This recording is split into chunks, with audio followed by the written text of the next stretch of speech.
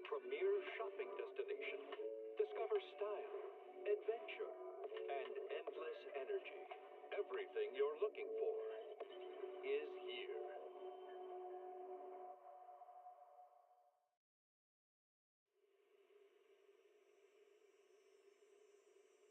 When I was 15, the thought of an apocalypse never troubled me.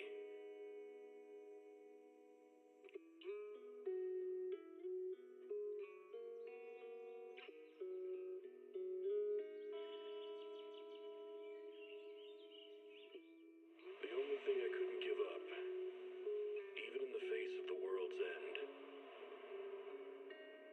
was the sunset on that beach.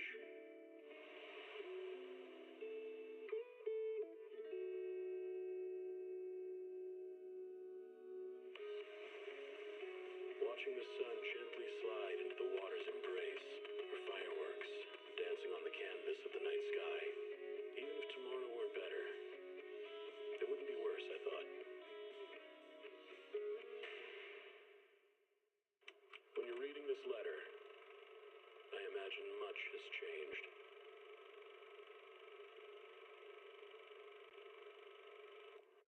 Whether it's yourself or the world.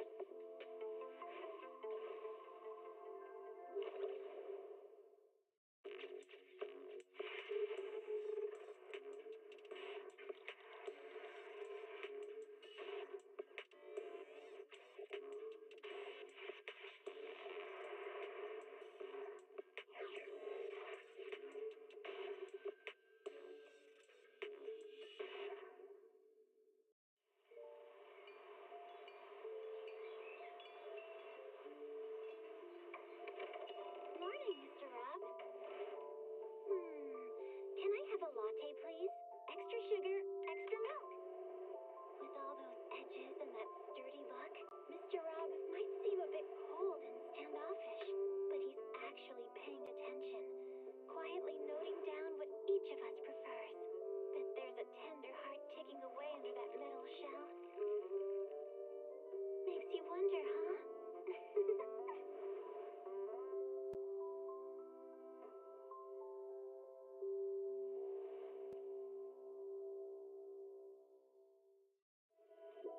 Starry night, starry night. A loving mother, a flame-eating father. Look up, cherish both her luminous love and caring, his wrath and cruelty. Yet the Father, devouring all flame and glare, never graced the sky.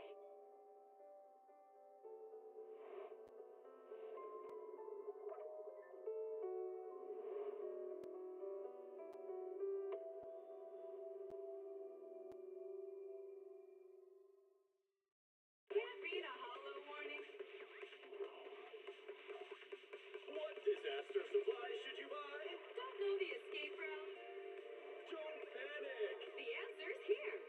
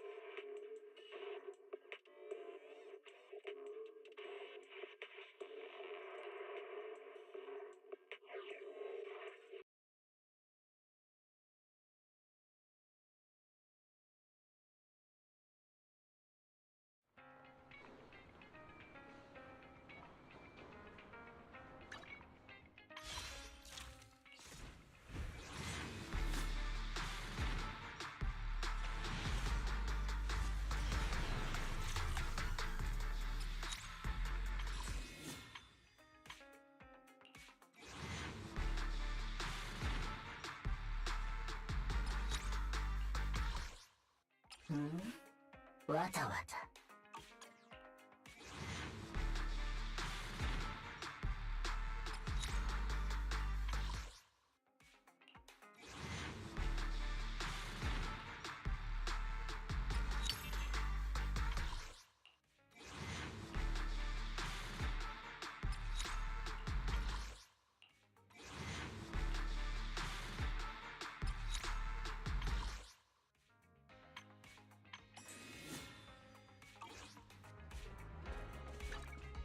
Did you call me? If you need help, call me anytime.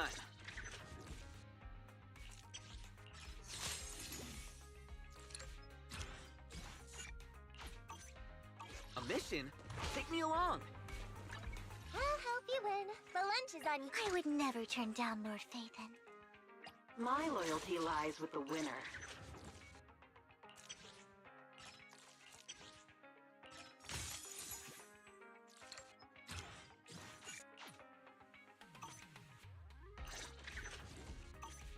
Looking for intel? Or hiring me for a job?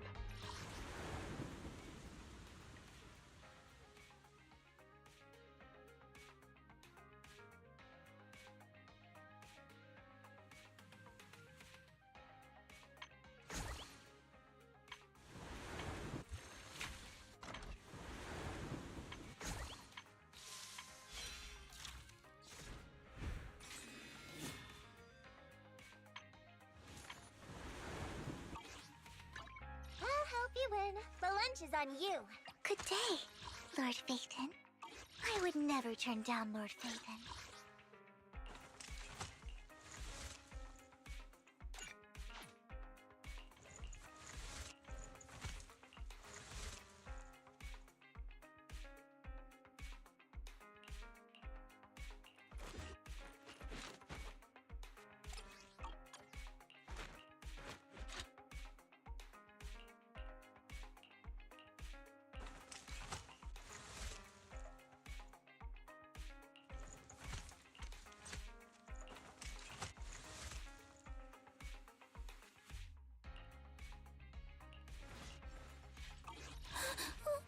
Don't look at me. I'm sorry.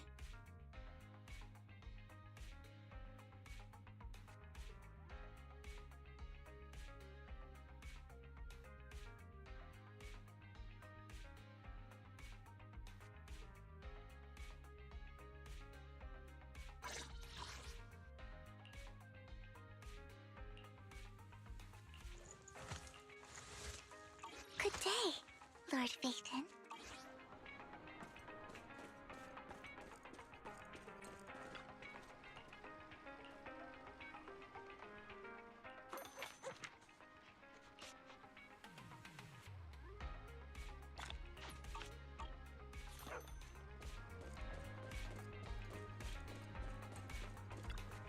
Greetings. What can I get for you?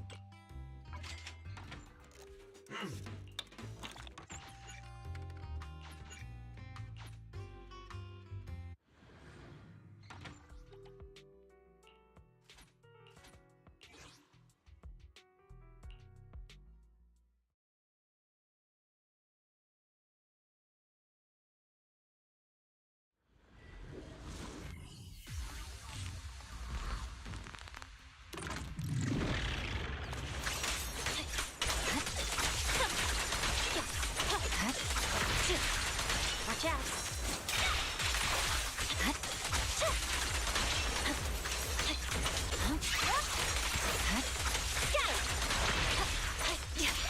I'll manage things from here.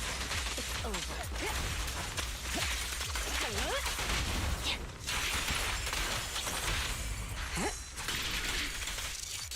Copy.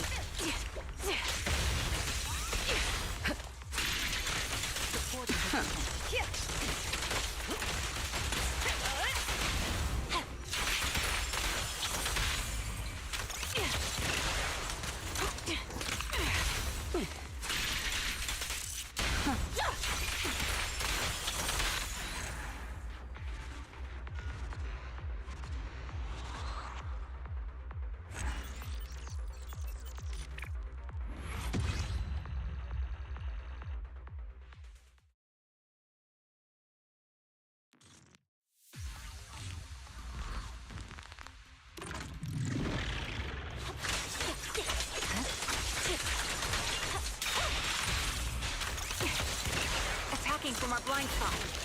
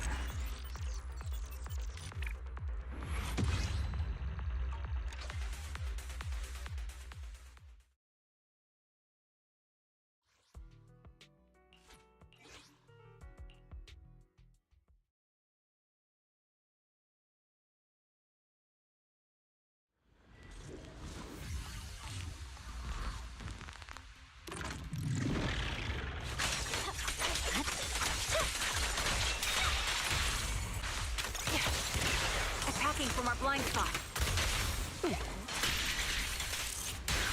Copy.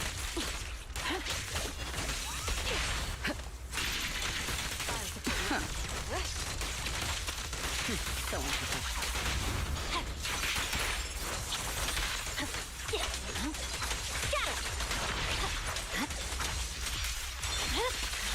It's over.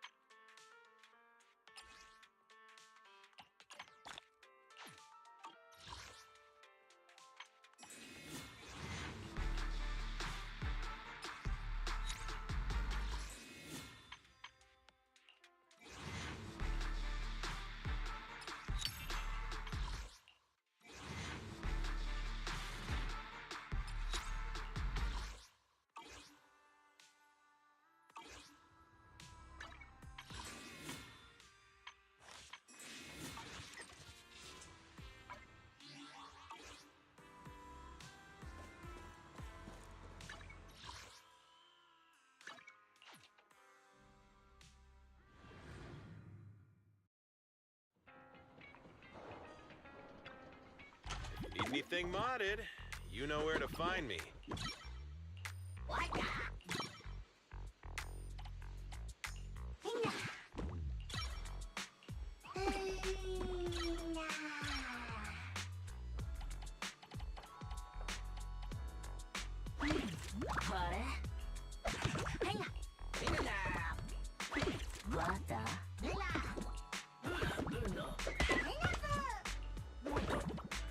I got plenty of new ideas.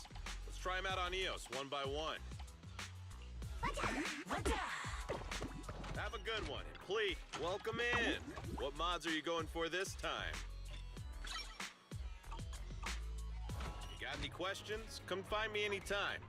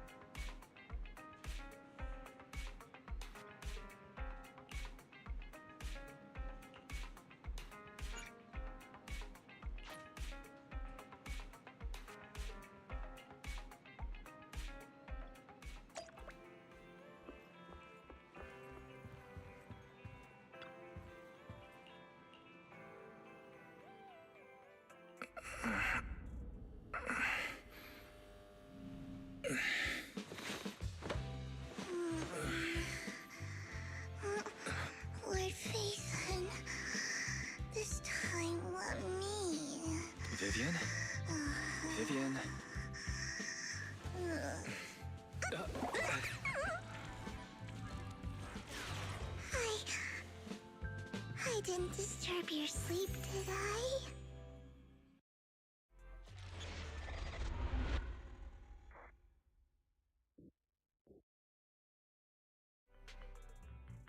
When I got here, the other Lord Phaethon said you were resting on the couch and just let me in. I meant to keep you company while you slept, but then I dozed off myself. Ugh.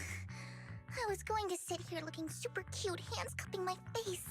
You know, like the #1 sleepy face I want to wake up to pose. I can't believe I ended up falling asleep myself. Vivian, are you sure you're awake? That sounded like sleep talk. I'm sure sleeping in that position couldn't have been comfortable either. No, Lord Phaethon. I was just worried that I had disturbed your rest. Just being able to see you sleeping peacefully is already the highlight of my day. No, my entire month. Though it is a bit late, but... Good morning, Lord Phaethon. Good morning? Why so formal all of a sudden? Sounds like you're about to make an announcement. Mockingbird's death has stirred up quite the storm. I took some time to gather intel. It seems someone deliberately leaked the story that Hugo is an illegitimate child of the Ravenlock family, but I haven't found the source yet. Could it be Hugo's uncle, Hartman? Maybe he's trying to turn people against Hugo and Mockingbird by playing the illegitimate child card. I suspected that too. He could be using Hugo's background to make people believe Mockingbird is just another Top's pawn. To the upper class, Mockingbird may be insignificant, but it has a loyal following among regular folks. But after some digging, I was surprised to find that the public isn't turning on Hugo. They're actually starting to see him in a better light. Some people feel bad for him, some relate to his struggles, and Hartman's the one getting all the heat. Public outcry against Hartman is growing, with many believing he murdered Hugo for his own selfish gain. Tops is hosting an industry summit this week, a responsibility usually handled by the Ravenlocks. But my sources tell me another family has taken over this year at the last minute. If I'm not mistaken, Tops is intentionally keeping its distance from the Ravenlock family due to the current public sentiment. Is someone trying to take advantage of this to get rid of both Hartman and the Ravenlocks? I think Hartman knows this too, which is why he's completely vanished. No matter how hard I search, I can't find a single trace of him. Hartman must have taken the sacrifice core. Now that he holds this bargaining chip, he is definitely going to negotiate his way out of this with the Exaltists. Sorry for interrupting. Can I borrow Wise for a minute? Oh, no problem at all. I'm sure you have important Phaethon matters to discuss. Take your time. I'll just be waiting outside. Wait! Don't go outside, Oh, don't mind me, Lord Phaethon. I wanted to browse the videotapes anyway. I'll be right here. Just let me know when you're done. Thank goodness Vivian didn't walk out the main door. Lycon's been pacing around outside for like half an hour and scared off at least 5 customers. He's stressing over what he did to Hugo in front of Vivian, but he really needs to talk to us. Maybe you should go speak with him first?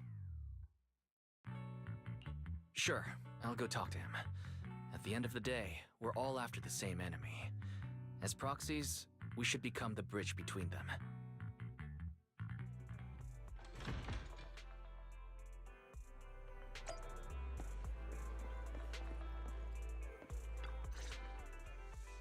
Good morning, Master Proxy. Good morning. Belle just let me know you wanted to talk to us and Vivian about something? Yes, it's an urgent request from the mayor, one that directly affects New Eridu's safety. However, before we get into the details, as a former member of Mockingbird, I'm concerned about Miss Vivian. Hugo made many mistakes and betrayed the principles of Mockingbird, but I'm certain he didn't intend to put Miss Vivian or you in danger. I don't know Miss Vivian very well, and I was the one who took her companion's life. I might not be the right person to comfort her, but I hope she doesn't regret the choices she made or lose faith in the path she chose. Vivian doesn't seem down at all. In fact, she's been actively gathering intel. I think she's handling this with even greater calm than I am. If you're feeling bad about what happened with Hugo, it might be a good idea to talk to Vivian directly. From what I've seen, she's not as fragile as you might think. That's reassuring to hear. I trust your judgment. You've always had a sharp eye for people. Would you mind coming in with me? I'd like to apologize to Miss Vivian in person. Sure, but just to be clear, I'm staying neutral and not picking sides. You both have your own stance on this. As a proxy, I'll do my best to help facilitate honest communication. I respect that. Thank you. Miss Vivian, I'm very sorry about Hugo. You don't have to explain anything. I'm also part of Mockingbird. Mockingbird stands on more than just gain, so it won't fall when fortunes shift. Hugo had his fixations and ambitions. I also have things I must see through. I'm determined to get to the bottom of the Exaltists and the sacrifices. Miss Vivian, as a former member of Mockingbird, you have my deepest respect. You have my word, whatever comes next. I would never harm you or Master Proxy.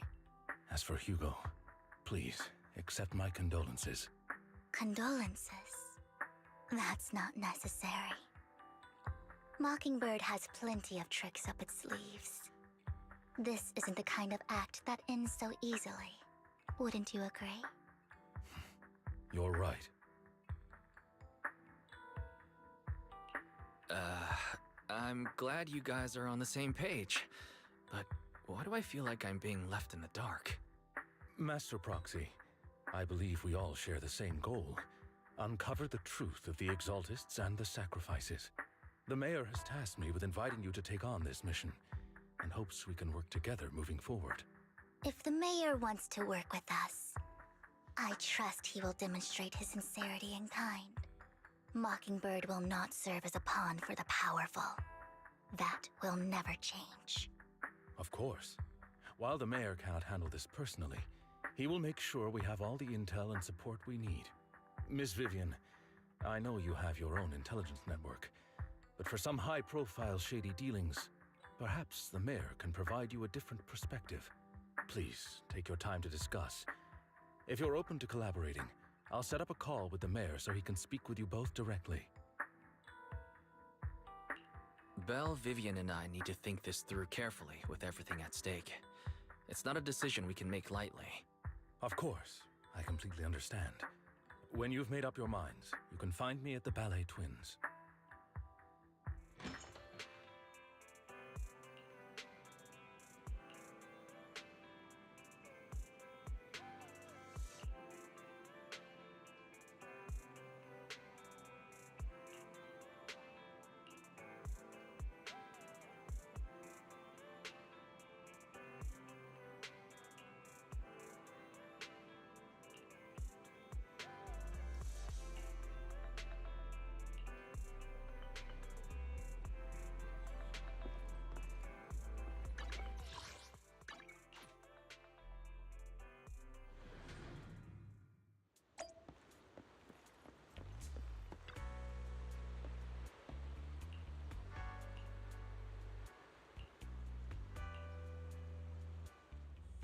I'll connect the call to the Mayor now.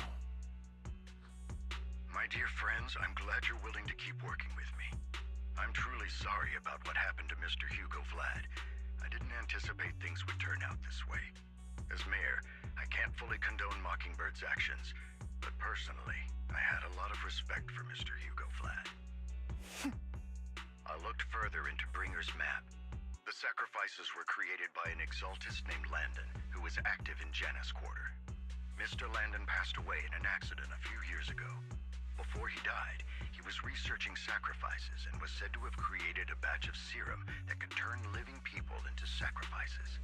The problem was, the serum wasn't stable, and after his death, the recipe was lost. No one knows what happened to the Exaltist in Janus Quarter back then.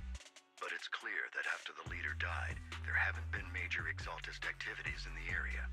Bringer's map marks the locations where the Exaltists' most successful attempts at creating sacrifices were. The leader of the Exaltists in Janus Quarter died a few years back. They haven't been active since. Could it be that Hartman was just acting on his own? Unfortunately, that's not the case. My sources confirmed that Hartman had been secretly in contact with someone, and they only meet inside the Hollow. Is it possible it's someone from TOPS? TOPS is a huge alliance of corporations. They wouldn't bother getting their hands dirty. Instead, they just sit back and reap the rewards. Everything Hartman is doing is to secure his place in TOPS and strengthen his power within the Ravenlock family.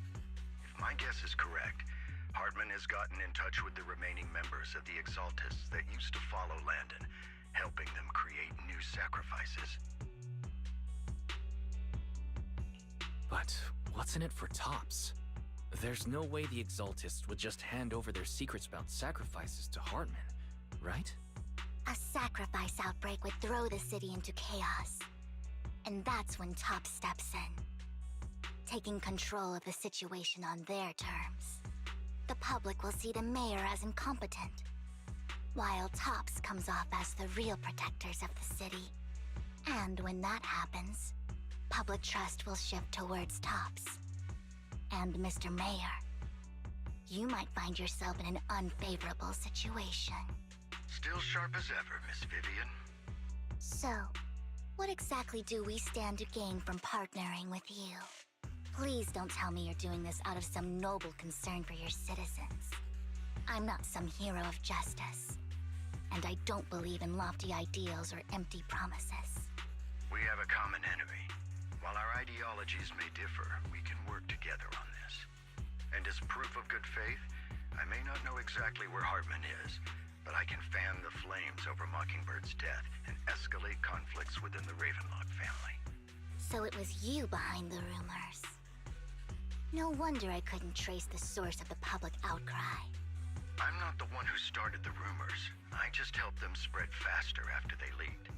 And I pulled a few strings to make sure the story painted Mr. Hugo Vlad as a heroic figure who was unfairly persecuted. As I said before, I had a lot of respect for him, and I'd be happy to clear his name. Now let me lay out my terms for collaboration. After looking into it, I found that the dormant sacrifice you discovered wasn't the only one. There are more places where sacrifices might be lying dormant. Too many eyes are on me right now, so I can't send my own men to deal with it. I'd like to ask you to retrieve the sacrifices from those locations. I'll make sure to dispose of them once you do, so no one will be able to use them again. On top of that, I've asked a friend to help monitor your physical condition, and maybe even uncover more of your potential. Her research overlaps with your teacher's work. You don't need to worry about her capabilities. She's a Void Hunter rank special investigator. Really? A Void Hunter rank special investigator is going to be assisting us? And she's involved in our teacher's research? That's right. She's heading to Janus Quarter for some business. I wanted to set up a formal meeting, but she declined. She prefers to assess things on her own, and will reach out when the time is right. She'll let you know the details then. So it looks like you both are on board with this commission and ready to help recover the sacrifices? Okay. This affects a lot of ordinary people in New Eridu. We'll do our best. I know you won't let me down. Given our positions, we might not be friends, but we're definitely not enemies. I'll leave the rest to you then. I've got to go. Goodbye.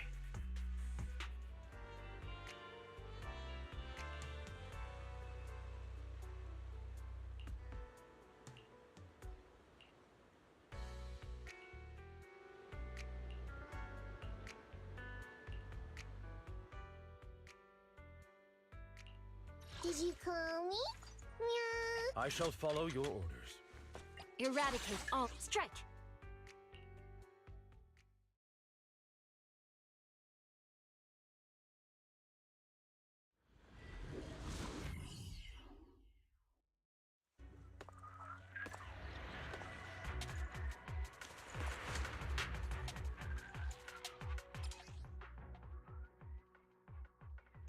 Lord Phaethon, thank you for trusting Mockingbird and me.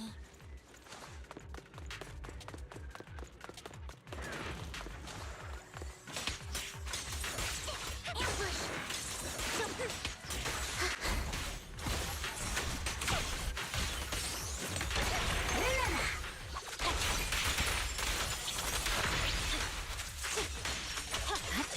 Hello, me.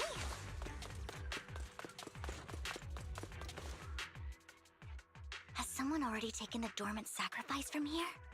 Or did the Exaltus decide to relocate it? No.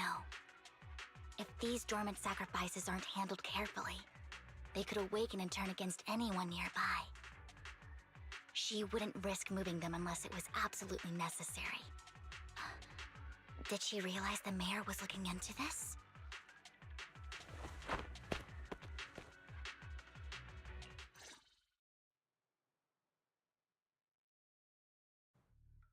Did Hartman just make up this intel to get a shot working with us at Tops? I've been walking around forever and haven't found a thing. The Ravenlocks have always been a shady bunch. No surprise they've gone downhill over the years. I heard they were pretty loaded back in the day. What kind of business did they run? No clue. On the surface, their businesses seemed legit, but who knows what was happening behind the curtain. Probably something with the sacrifices. I mean, how else would he know about the dormant ones left around here for years? And he was so sure that even if those original sacrifices didn't work out, he had a backup plan. Backup plan? What could that be? Well, that's beyond me. I just happened to overhear something while I was next to Mr. Edmund one day. What's Tops planning to do with all these sacrifices, huh? For research? Do you think we'll ever have a normal life in the Hollows? Don't ask questions you shouldn't be asking. All right. There's nothing here anyway. Let's leave the Hollow and report back on what we found. And we'll make it just in time to clock out for the fieldwork shift. Let's get out of here first. Hartman, that fool. He'll do anything to get into Tops, even if it means playing with fire. She's an Exaltist. Human lives have never mattered to her. The more people get dragged in, the greater the danger. Vivian, you seem a bit frazzled. Who's this she you keep bringing up? I apologize for losing my composure. Please don't mind me. The she I'm referring to is with the Exaltists. Someone I have a history with. That's why the moment I heard about the sacrifices, I felt compelled to uncover the truth. I never meant to hide anything from you. It's just that, for me, the Exaltists bring back painful memories. And I'm not ready to face them yet. So, Lord Phaethon, please give me a little more time. Once I've gathered my thoughts, I promise I'll tell you everything. Sure, I'll stop asking. What's more important than an unspoken past is the person standing in front of me now. As for everything else, we can talk about it whenever you're ready to share. Lord Phaethon, if we weren't in such a hurry, I'd spend 3 whole hours singing your praises. I'll make note of this and make sure to get it done before bedtime. First things first, let's track down those dormant sacrifices. The Exaltists have probably realized someone's after them by now. I wish we knew what Hartman's backup plan is. I just can't shake the feeling that something bad is about to happen.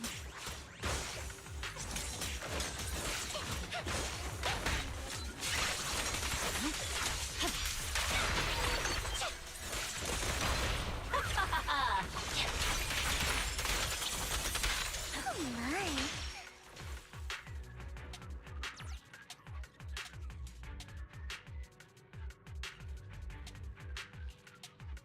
Hugo may have done terrible things, but he had his reasons. Fool. Mockingbird might be seen as the bad guys by a lot of people, but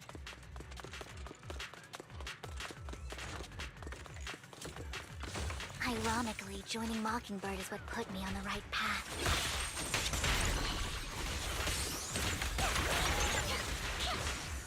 For the first time, I'm needed for more than just my curse.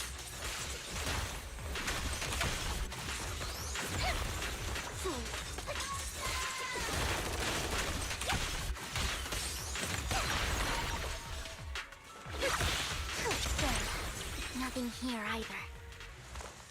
Jimmy, are we too late? There's someone up.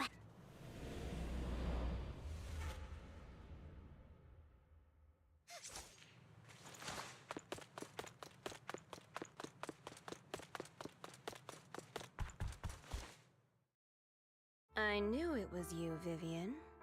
Camille, what are you doing here, sis? Are you destroying the dormant sacrifice? Vivian, don't call me sis. I'm not your sister. Are you trying to stop the Exaltists? I never left the Exaltists. You know what Landon did back then! Lord Landon did it for the Creator. His methods may have been extreme, but they were necessary. Back then, you walked away. You should do the same now. We didn't meet today. Take your friends and leave. What's wrong? Are you being forced into this? I can help you. Help me? Like how you helped her? Vivian, you're crying. You see me, don't you? No, You haven't changed a bit, Vivian. No need to hide your tears. I know exactly what's ahead for me. You've made your choice, and I've made mine. One last piece of advice. Stay out of this. She loathes you. I won't tell her we met today. Don't show yourself around us again. Camille!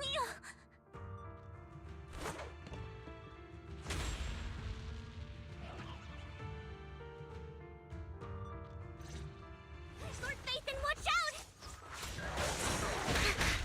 I'll tell you what that was about later. Press forward. Let's take care of the ethereals first.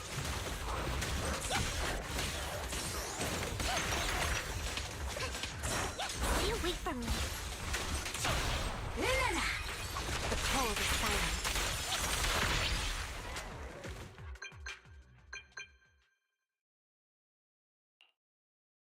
You've been gone forever. Did you run into any trouble? We searched the coordinates the mayor provided. Most of them were already empty. No dormant sacrifices. Camille, the Exaltists have been actively destroying the dormant sacrifices. Why would the Exaltists go after the sacrifices? I saw it too, but I can't figure out why the Exaltists would do this. And one of them is someone I once knew. I thought she would leave the Exaltists after Landon's death, but she stayed. Wait, what did I miss? Why do you know so much about the Exaltists, Vivian? When I was a child, I stayed with the Exaltists for a while. Back then, Landon was one of the most respected figures among the Exaltists in this region. A lot happened, and after Landon died, I left.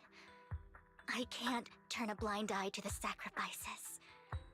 I know all too well how many lives have been lost bringing them into existence. Ever since I learned a sacrifice had appeared in Janus Quarter, I haven't been able to stop worrying. I won't let history repeat itself.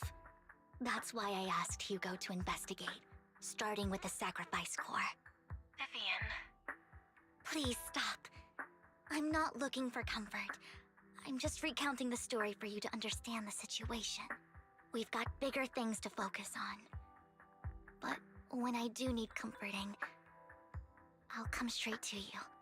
I hope you'll make time for me, Lord Phaethon. Just so you know, I'm not the easiest to console. Absolutely. If you're feeling down, we'll be here for you. Okay, back to the matter at hand. That conversation between those two TOPS employees back in the Hollow is still bothering me. They said Hartman had a backup plan, and that got me thinking about some news that was quietly swept under the rug. Lately, there have been mining accidents in Ravenlock-controlled areas. Many workers have died. The families were paid off with huge settlements, way more than usual. No protests, no controversy, and the issue was buried. But considering the Ravenlock's financial position, why would they be so generous with payouts? That sounds sketchy. Do you think those accidents were faked? Precisely. I don't think those workers died in mining accidents. I'm planning to reach out to some old friends, see if they've heard anything about this. Do you have time, Lord Phaethon? My contacts are just near 6th Street. Care to join me? Sure. Let's go together.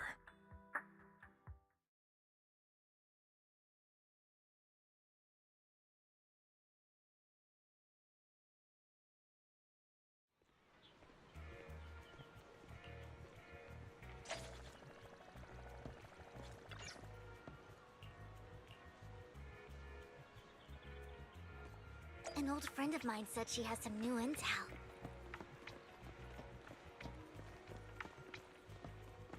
She's like a mentor to me. I learned a lot about data scraping on Internet thanks to her.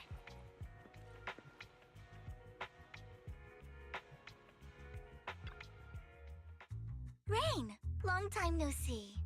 Yeah, it's been a while. Rain? So you're the old friend Vivian was talking about. Yeah, Phaethon. Long time no see. Rain!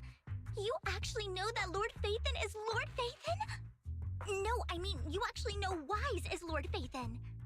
I didn't know right away. One time, I needed a favor from Nicole. I only found out after meeting them. I mean, who would expect a legendary proxy to be running a video store for a living? Oh, by the way, your idol... Rain, let's not bring up old stuff. Lord Phaethon wouldn't be interested in that. Why are you all tense? Right! Lord Phaethon lives on 6th Street too, and might know your idol. Remember when you traced that post on Internet to 6th Street and actually went to check it out?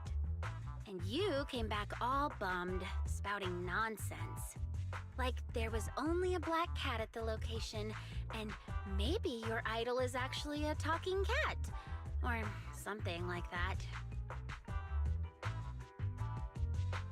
I think I know that black cat. It hangs around our shop now.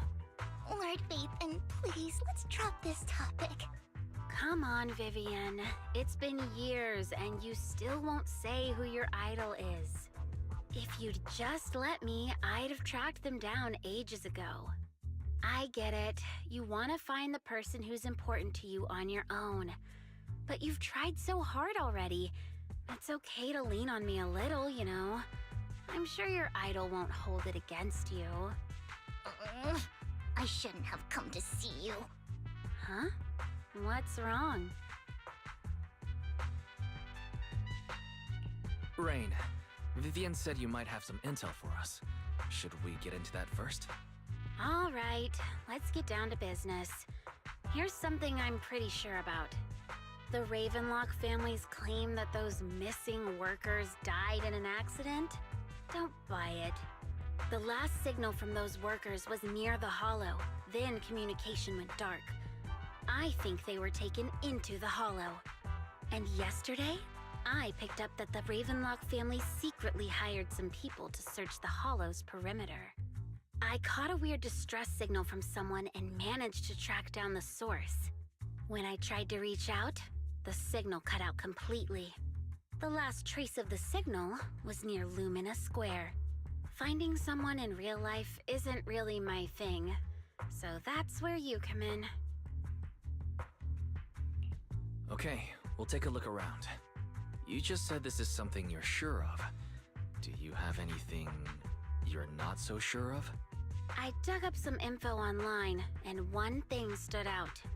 A few days ago, there were some creepy sounds coming from an abandoned warehouse by the port. The place was locked up, so no one could see what was happening inside. Not sure if it's related to your search. If you don't find anything useful around here, it might be worth checking out. Well, that's all I have for you. Thank you, Rain. Don't get all emotional on me now. I'm just helping out a friend. This one's on the house. Consider it payback for the favor you did me last time. But if you still want to find your idol, hit me up. I've been curious for what... Alright, don't worry about it. I'll manage it myself. Stop being so nosy, Rain. Nosy? Nah, just professionally curious. What kind of person is worth all this searching, huh? But honestly, whoever they are in real life, they've become a part of you. You've come a long way in this search, Vivian. I much prefer the person you are now. So if you find this person, don't chicken out. Go meet them. People will appreciate you for who you are. Rain... I might not care about the real world or what it'll be like, but I hope everyone I know can live a good life. I'm counting on you to save the world, guys. All right, I have other business to take care of, so I'll leave the rest to you.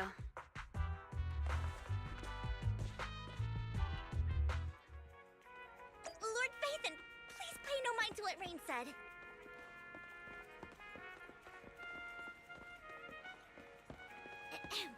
That big guy's up ahead. Let's hurry.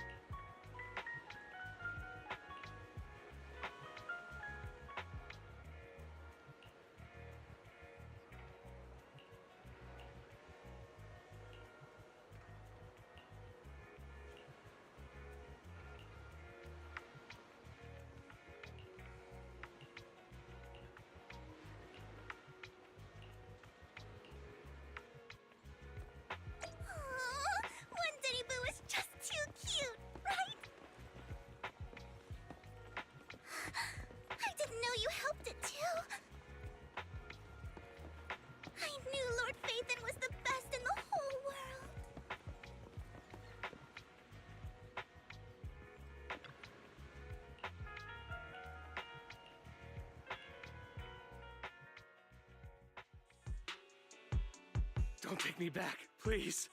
I was wrong. I know I messed up. I don't want your money anymore. Please, no. Calm down. Who are you? I won't say anything. Just let me go. I don't know anything. I swear, I know nothing. We're not PubSec, the HIA, or the Ravenlock family. We won't force you into anything. There's no need to be afraid. What do you want from me then? We simply want to know where the Ravenlock family took you and what they made you do. I can't say. I can't tell you. I have a family. They'll hurt them. You never saw me. Please, just stop asking. Don't you wish to see your family? I don't deserve to see them. It's my fault. I was greedy. I did this to myself. But your family must miss you dearly. I'm sure they won't blame you. No, it's my fault. It's all on me. I don't want to drag them into this. If the whole ship is sinking, no one on board can escape. I'm just a nobody. And right now, there's nothing I can do to change anything. If you care about your family and friends, Now is your chance to stop the disaster before it's too late. Even a butterfly flapping its wings can send a tsunami surging across the ocean. No one knows how this will turn out. But if you do nothing now, the only thing waiting for you at the end will be regret. We're not here to turn you in, and we won't force you to confront them. You'll be safe with us. I'll help you return to your family. But you must tell us precisely what happened. Hartman offered a huge amount of money, looking for workers to go into the hollow to guard something. The money was way too good. We all kind of figured something wasn't right. I thought it was just smuggling or guarding some kind of illegal ether resources, so I signed up. After we sent in our applications, Hartman's men took us into the hollow. The first place we went, there was a strange box. When we got there, they handed us some pills, saying they'd improve our aptitude for ether, for us to last longer in the hollow. But after I took them, everything went fuzzy. Something was definitely off about those pills. When I woke up, I saw my coworkers dead in front of me. And there was blood all over my hands. They said something about me being a good experiment, moved me somewhere else, and locked me up. They wanted to inject me with something. I got scared and didn't know what was gonna happen. But then a blonde guy found me, gave me a carrot, and let me go. So I escaped. I didn't want to kill anyone. I don't know. It wasn't your fault that your coworkers died. You were just a tool in their hands. Do you remember the place they first took you? Do you know what was in that box? I only remember the first place was like a rooftop. I think it was on top of a tall building. What exactly was in that box? I can't remember. I'm not lying. Those pills they gave us, they make you hallucinate. I took just one and my mind felt like it wasn't my own. My memories turned into a blur. I'm telling the truth. I'm not trying to run from my mistakes. I just really can't remember what happened. I know you're not lying. We'll arrange for your protection. You can rest easy and recover, and your family won't be dragged into this.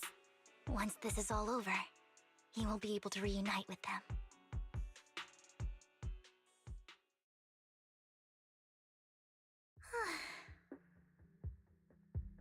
Sometimes I wonder if you've had some kind of special training, Vivian. No matter who you're up against, you seem to analyze the pros and cons and make a judgment in no time. Actually, I wasn't always like this. I used to run away when things got tough. There was even a point where I just wanted to disappear. As if my very existence was the source of suffering. I wondered. Perhaps leaving it all behind could put an end to the pain. It's hard to picture that. My first impression of you was pretty, assertive. Well, I was on a mission at the auction when we first met. And just as Rain said, I've come a long way from who I used to be. Speaking of Rain, it's quite a coincidence that you two know each other and are actually close. You even know one Denny Boo. That surprised me. We might have crossed paths without even realizing it. Enough about me. Tell me more about you, Lord Phaethon. Where have you been? And what have you experienced? Looking back, it feels like I've been through a lot lately. Belle and I even lost our Phaethon account. It's a long story, starting with how the Cunning Hares took something from the Red Fang gang.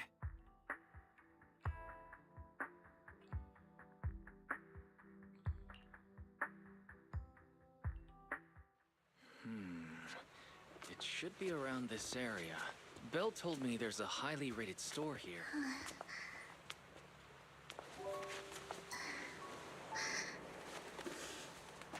Lord Phaethon! What's wrong? I've seen that black cat on 6th Street. That harmonica in the outer ring you mentioned. I've heard it before, too.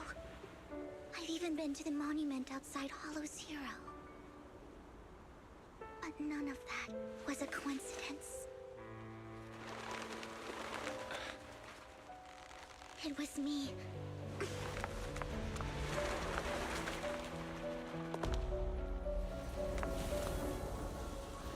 Following you, and now I've finally made it to your side. Ever since I was little, I had been seen as the bringer of bad fortune. I had traveled to many places and witnessed far too much misfortune. Every tear I shed brought disaster. I've heard too many curses to count. I loathed my tears as much as I despised my own existence. Wherever I stayed, tragedy followed. I had roamed too many places, and each time, it ended the same way. I didn't know where I could go anymore. One night, I stumbled upon a post discussing me. Whether they knew me or not, everyone seemed convinced that I was the source of the curse. Some mocked me with cruel intent. Some wished I would vanish, and others speculated maliciously. It really seemed that my very existence was a disaster. In that moment, as darkness enveloped the city, I saw lights flickering to life all around New Eridu. So many lights, and not knowing where to go, I thought, if only I could disappear into those lights. I made up my mind, and right then, my phone rang. I decided to take one last look. I wanted to know who left me my final message from this world. It was you, Lord Vathan. Huh? Me? Yes. And I checked with the other Lord Vathan. You were the one using the account at that time, but I know you probably don't remember it. After all, it was just an ordinary day, with an ordinary post and meaningless comments online. But for me, it was the night I finally realized where I could go. I wanted to walk the paths you had walked, see the sights you had seen. And then, one day, share it all with you, face to face. So, I have to ask, what exactly did I say in that reply? Well, you'll have to figure it out for yourself. I'm not telling you. You're putting my memory to the test. So, Lord Vathan, thank you. Not only for that comment you made that day, which was a silver lining for me, but also for giving me the courage to become who I am today. The Vivian standing right in front of you now. Lord Vathan, I truly like who I've become.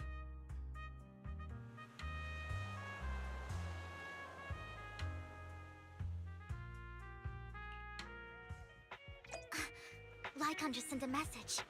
There's an update. Let's head back to the video store and go over the details together.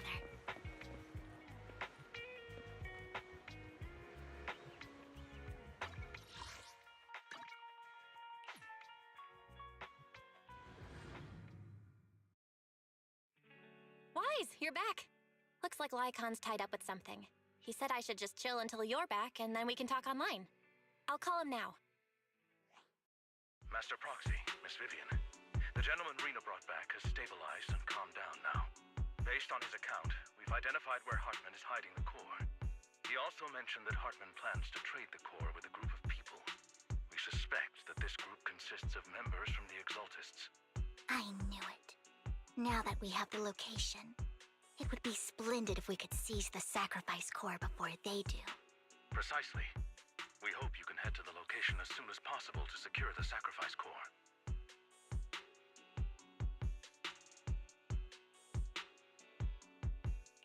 All right, we'll get there right away. I have other matters to attend to, so I'll leave the retrieval of the sacrifice core in your capable hands. The mayor's friend that he mentioned before will also be assisting you this time. The target coordinates have been shared with her, and she'll meet you there. Please ensure your safety, and I wish you all the best.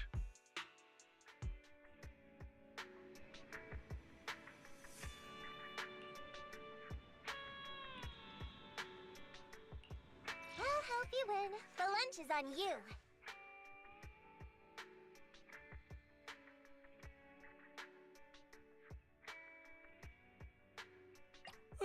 Oh, me? Sure, I guess.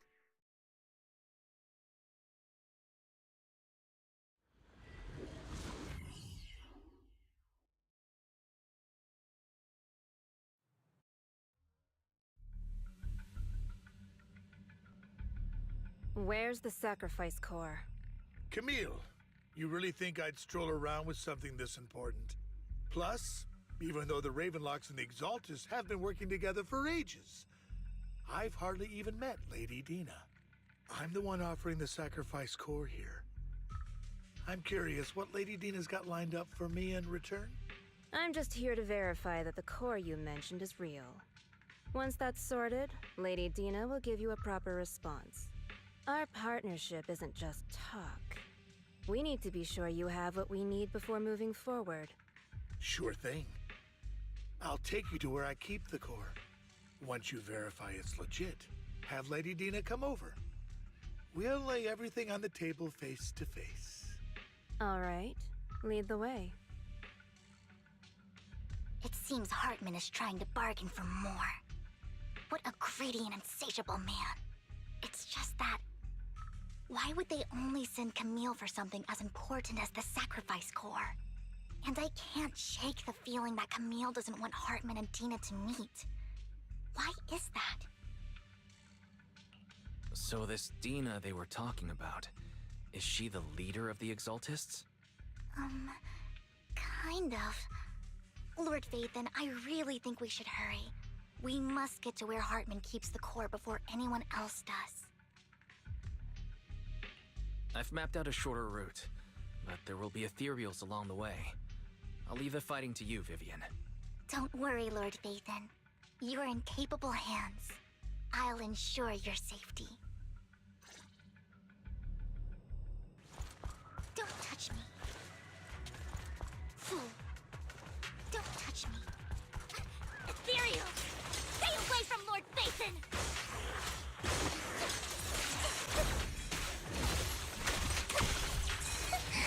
Idiot.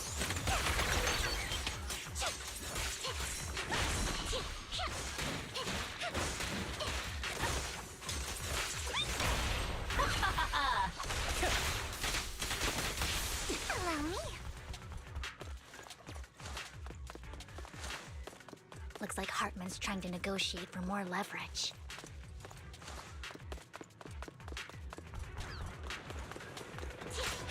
Let's get out of here before we're spotted.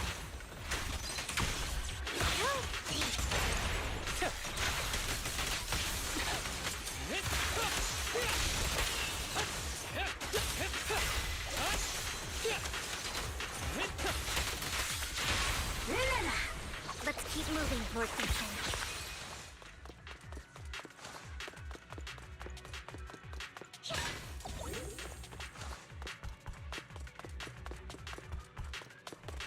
Leave the enemies to me, Lord Phaethon.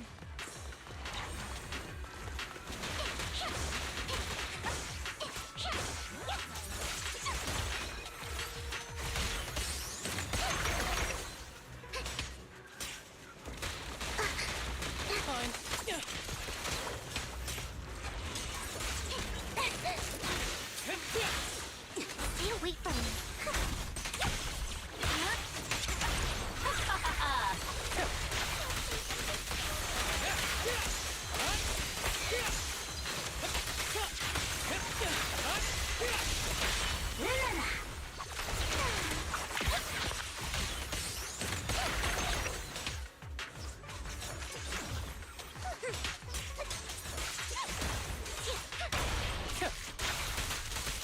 They're still over there.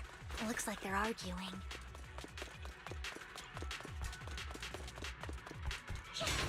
This is our chance. Let's hurry. No matter who has the sacrifice core, Hartman or the Exaltists, it would be really dangerous. Hand over what's in the box. Don't touch me. Or we do this the hard way. You sure talk big, little girl. Let's see if you can get past me first. Let's hurry and secure the sacrifice core. Lord Vathan, the box is empty. So Hartman never kept the core here to begin with?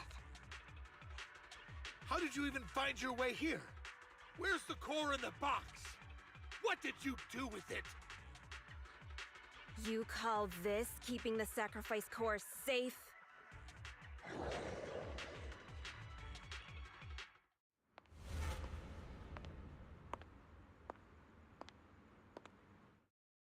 Vivian, it's been ages. Dina!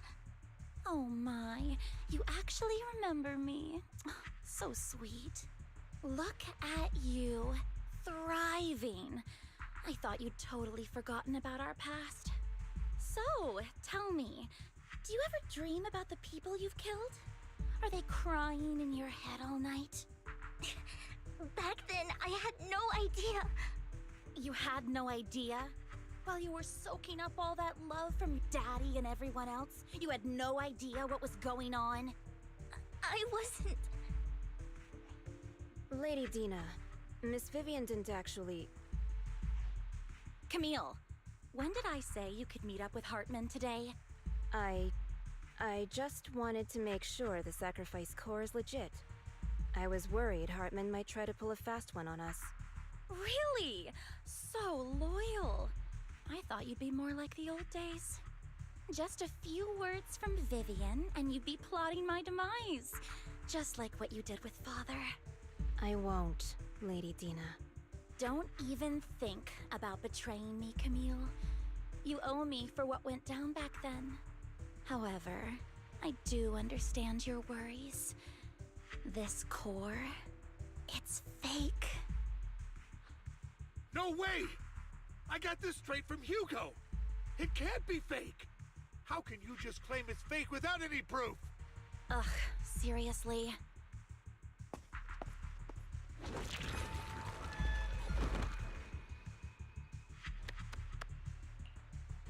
The sacrifice core can max out the ether particles within human bodies in no time at all. But look at your little subordinate. How uncouth. He's making noises like some animal. Can you shut him up? So annoying. The masterpiece Father made for the Creator isn't this worthless piece of junk you're holding. So, the real core. Vivian, where do you think the sacrifice core is really at? I don't know. If I knew where the real core was, I'd destroy it without a second thought. Dina, you understand what the sacrifices are. And you know those who were blessed should not have to endure such horrors. Oh, they shouldn't have suffered those horrors. Weren't you the one who decided if they'd be blessed or not? If it weren't for your tears, how would they have encountered such misfortune? How self-righteous, Vivian. Their fates were in your hands. It was you who brought disaster on them. Landon just needed an excuse. He needed someone to blame. Whether I shed tears or not, he'd treat living beings as mere subjects for his sacrifice experiments.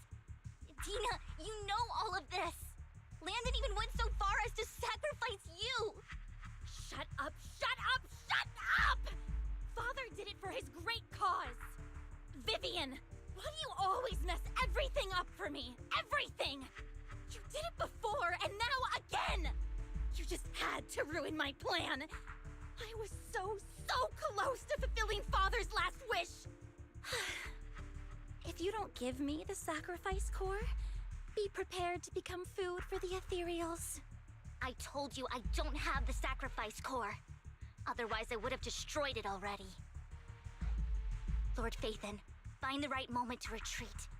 She can be quite unpredictable when her temper flares. Oh, really? You don't have it? then I suppose there isn't a reason to keep you alive.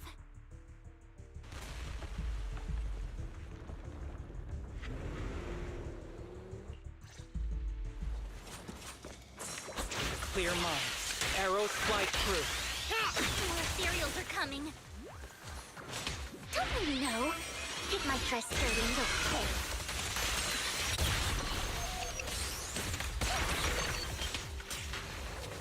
Too many.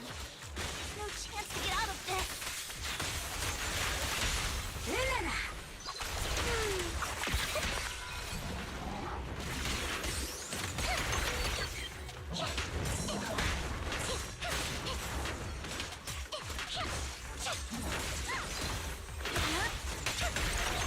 Flames belong in its depths.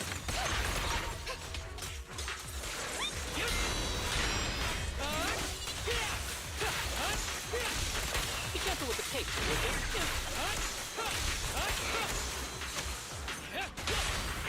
What's up? I'm going to come. Stay away from Lord Nathan! There are so many.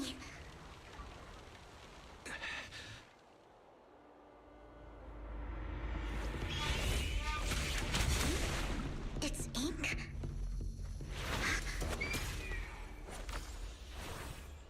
Shun Palace. Good fortune, closed gate, safety. What? An evil miasma gathers here. Another place of conflict. If you wish to avoid disaster, then head southeast.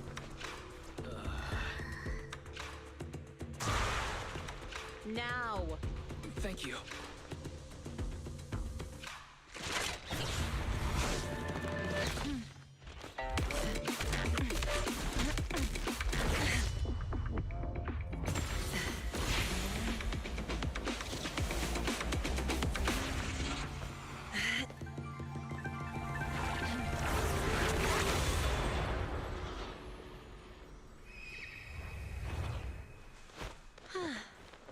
Finally, peace and quiet.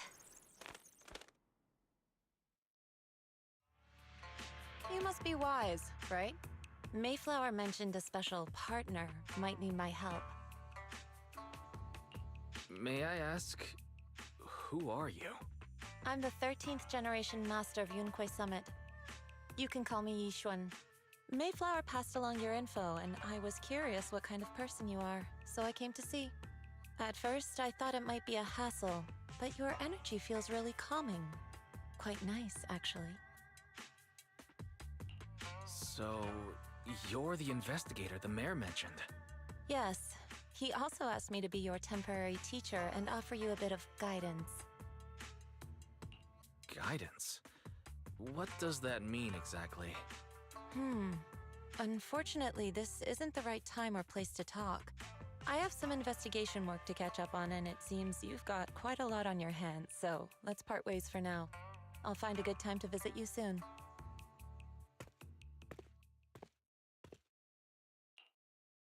I'm so sorry, Lord Vathan.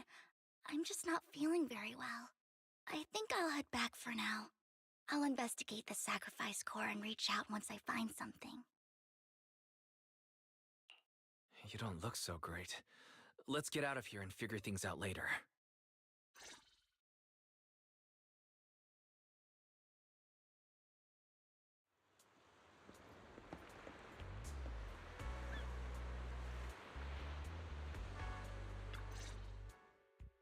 Lord Vathan, are you going to rest now? I can head back later, Vivian. You seem a bit off since we left the Hollow. If you want to talk about what's bothering you, I'm here. Sometimes it helps to get it out. I didn't mean to keep my past from you, Lord Vathan. When I was little, people thought I brought misfortune, so no matter where I went, no one wanted me around for long. Then, one day, Landon adopted me and brought me to the Exaltists. There, I met Dina, who was so kind to me, treating me like a dear sister. She told me her father, Landon, was a great man, who'd one day make everyone stop fearing the Hollows. so all life could live freely inside and outside of them. Tina helped Landon pick people for the blessing, and everyone in the Exaltists respected her greatly. Those who received the blessing would have a better ether aptitude, allowing them to enter the Hollow freely without fear of sudden disaster. Back then, Dina would chat with me every day, always about the Exaltists and her father. But things between us shifted when Landon asked me to step in for Dina. Landon told me I didn't only bring misfortune, and that if I listened to him, I could actually help people. After that, he'd take me to meet people, and if I shed tears, he'd give them a blessing medicine. Those who got the blessing could dodge calamities. At first, I was ecstatic, thinking I could help others. I shared my joy with Dina, but that was when she started to pull away from me. Was that blessing medicine the same sacrifice serum Bringer had? Yes. To be precise, it was an early version of the sacrifice serum. Landon's medicine wasn't stable. The medicine Landon developed could boost abilities quickly, but also sped up the development of ether corruption. In the end, most people turned into ethereals, and a few became sacrifices, losing all human consciousness. The ethereals were killed while the sacrifices were given to the higher-ups of the Exaltists. The Exaltists wanted the sacrifices to hold human consciousness, so Landon's medicine was seen as a failure, and he gradually lost influence within the Exaltists. One day, I saw Dina, and tears streamed down my face. In a bid to save his reputation, Landon decided to let his own daughter receive the blessing. I had always thought that getting the blessing was a good thing, until I saw terror in Dina's eyes that day. That evening, I broke Landon's rules for the first time, and followed him out of the Exaltist's residence. I trailed him to the Hollow, where I witnessed someone who had been blessed becoming corrupted. In the end, that person became an ethereal. Then, without hesitation, Landon killed him. Before Landon returned, I went back to the residence and snuck into his study. And there, I uncovered the truths I just told you. And just a few days later, it was time for Dina to be blessed. I wanted to save her and stop anyone else from getting deceived. So, that day, I told everyone present that Landon should be the one to receive the blessing, not Dina. At first, Landon argued, and no one believed me. But, in front of them all, I looked at him and let my tears fall.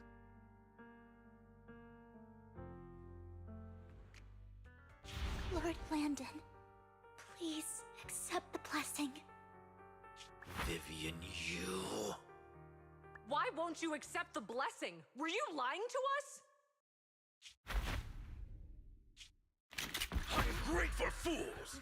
You have no use anymore! Liar! Run! Run! Dina! Dina, wake up! We have to go! Vivian? What's happening? Listen to me! Lord Landon's so-called blessing isn't...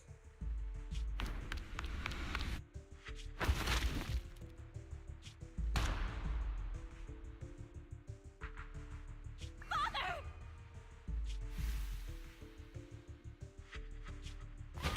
No, I was just... Mom, I want to go home. It's got nothing to do with us. This is just what happens when you don't accept the blessing. Vivian, was this you? Dina, I just didn't want you to accept the blessing. Everyone who does ends up... I just don't want to lose my father. You knew? If you knew what he's done, you... He's my father. He's all I have. Stop being self-righteous, Vivian. You only ever bring misfortune.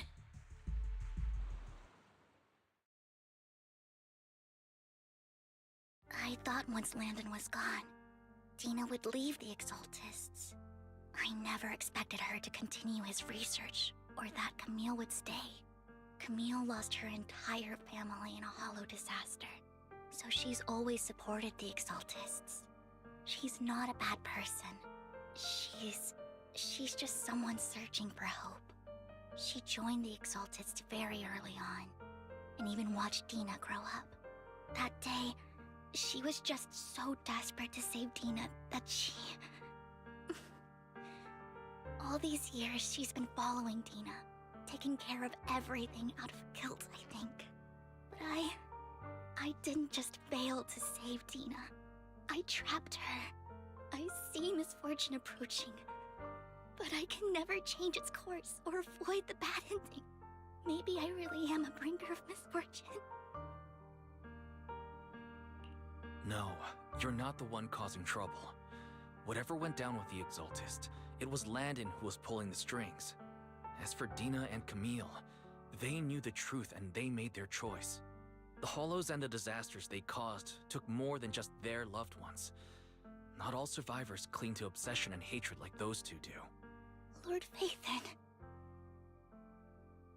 You need to believe in yourself, Vivian. From what I can see, you're handling the sacrifice crisis pretty well on your own. Besides, you told me you really like who you've become. I hope that you can believe in that, at the very least. Yes, that'll always be true. Thank you for listening to my story today. Years have gone by, but I've never had the courage to face all this. Maybe Dina and I were meant to meet today, so I could finally spill it all out. It lightens my heart a little. Lord Phaethon, you truly are a wonderful listener. Not just today. Whenever you're feeling down, know that I'm here for you. I will. It's been such a long day. You must be exhausted. I'll track down the location of the Sacrifice Core and let you know what I find. Good night, Lord Phaethon.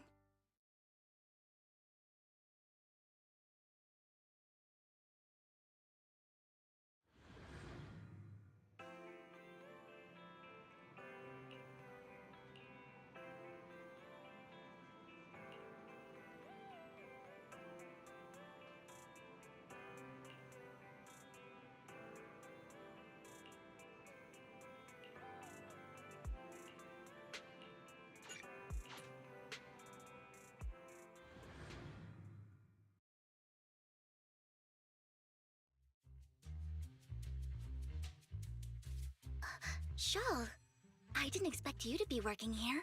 Perfect. I was just covering someone's shift. The screening here is super strict, and I was afraid the supervisor would realize I was new and subbing for someone, so I hid in the control room during the supervisor's inspection. So I happened to bump into this guy, a blonde man wearing a hat, and I think he was checking some footage. Then he logged that footage into the tape he brought. Later, I found that part of the footage had been wiped. Blonde, wearing a hat. Could it be Hugo? Do you know him? I think it's him. If it were Hugo... I think I know where he would hide the tape. Thank you, Shaw. You were a big help. Great! You also helped me a lot when I started working. I used to make mistakes all the time. If it weren't for you cleaning up my messes, I would have been fired ages ago. So I'm happy I could help you too. All right, go ahead and do what you need to do. We'll catch up another time.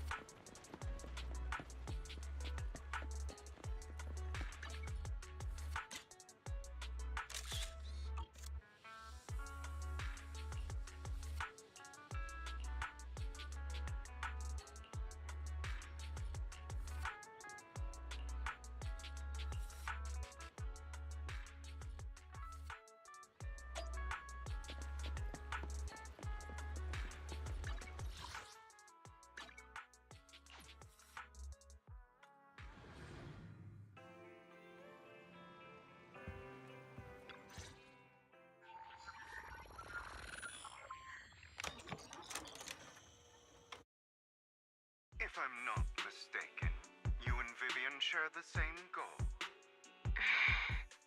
Silence is no good for negotiation. I just don't want Dina to reach a point of no return. Hasn't she already reached that point with what she's doing? The formula for the Landon serum was lost, but a batch survived, and Dina was able to develop a substance that can be used for mind control. She's trying to combine the two to make sacrifices that would obey human commands. If the dormant sacrifice and the remaining Landon serum are destroyed, we can put an end to this.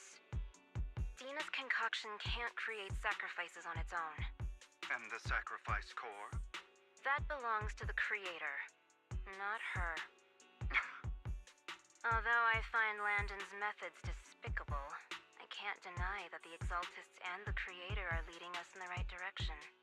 I just don't want Dina to spend her life trapped by her father's mistakes.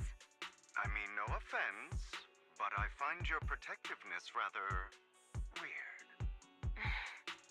I will confirm the location of the dormant sacrifice and find the chance to relay the information to you. I do not want any of my people to be going into danger.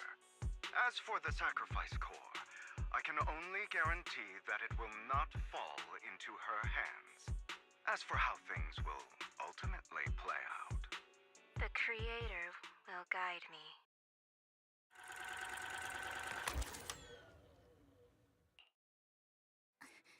Camille was actually destroying the dormant sacrifice? Compared to Camille's motives, I'm more concerned about whether Hugo has more plans lined up. Hugo...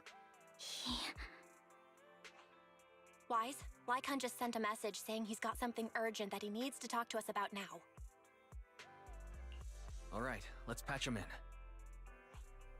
Master Proxy, I apologize for disturbing you. We have just learned that the Ravenlock family will host a banquet tonight. This banquet is rather special, as they're allowing members of their family to invite business partners to attend. With Hartman at the center of controversy, there are many members of the family who are eager to use this opportunity to replace him. The mayor has been spreading rumors of a young tycoon who inherited a sizable fortune and is looking to partner with a person from an old and influential family. This information has lured a young man named Burton from the Ravenlock family.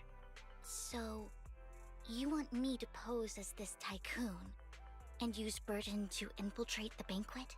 Correct. And Hartman's study is also located within the venue. I see. Hartman's study might hold valuable information. It seems like there's nothing left for me to do. You can attend as her +1. +1? Lord Phaethon, please go with me! Master Proxy, it seems Miss Vivian requires your presence, so... Yes, just your presence will help me immensely!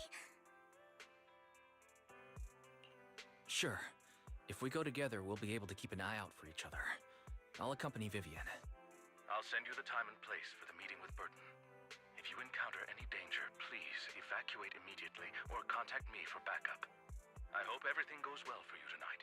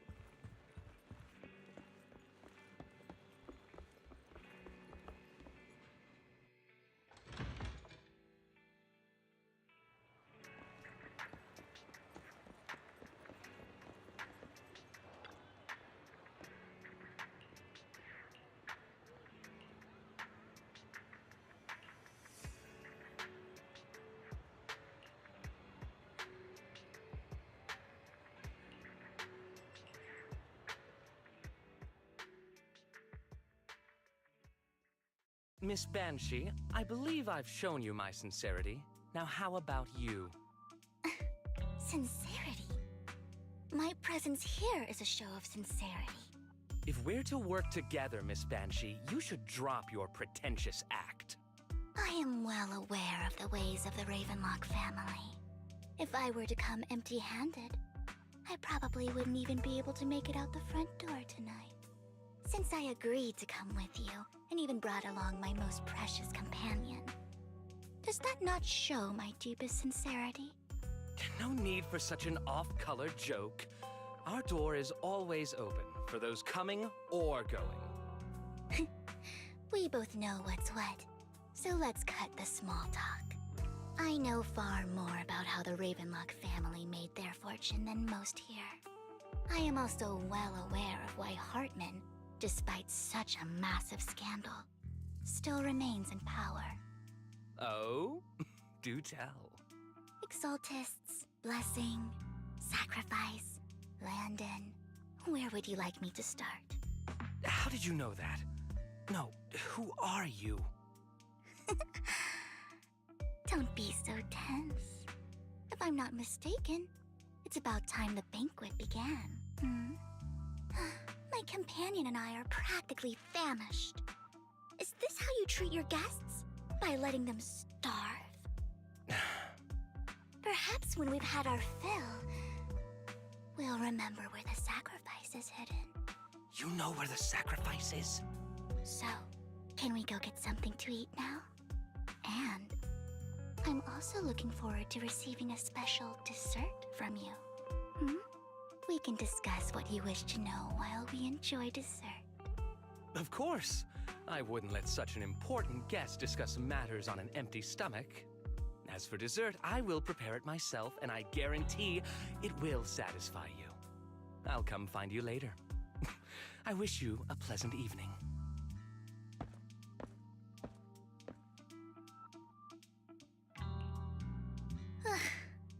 These kinds of people are exhausting to deal with. I really don't know how Hugo used to put up with it. You always manage to surprise me. You sent him off with just a few words. If I were him, I'd think you were a powerful noble lady. It's just some techniques Hugo taught me. Like that dessert I mentioned. It means I want them to offer more if they want to come to an accord. Fortunately, that old fox Hartman is terrified of losing power. He's definitely keeping the destruction of the sacrifice and the fact that the sacrifice core is fake hidden from the other family members. Otherwise, Burden wouldn't have been so willing to raise his offer. Lord Phaethon, let's find Hartman's study when the banquet is at its busiest. All right. I've already taken note of the surrounding terrain. Once more people arrive, we'll enter the garden through the door in the corner of the banquet hall. Wherever you go, I'll follow, Lord Phaethon.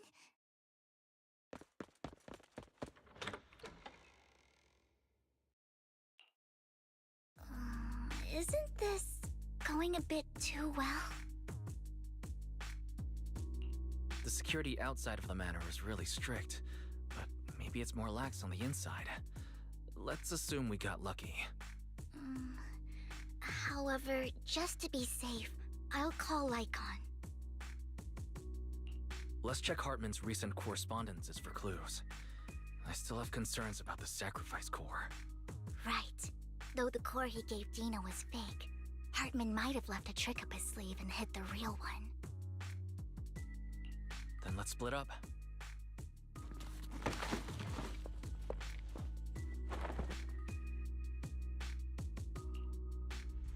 Esteemed guests, is the catering at the Ravenlock family banquet not to your satisfaction? So much so that these two distinguished guests felt the need to come to my humble office to scavenge for food. Don't want to come out? Well, after all, you don't have long left. Burton, that greedy idiot, fell for the mayor's trap. But I never expected that he would bring you into my territory. I suppose I should thank him. Otherwise, I would have had to go to great lengths to eliminate you. Vivian, Phaethon, give Hugo my regards. Tell him I shall be taking the wealth and power of the Ravenlock family for myself.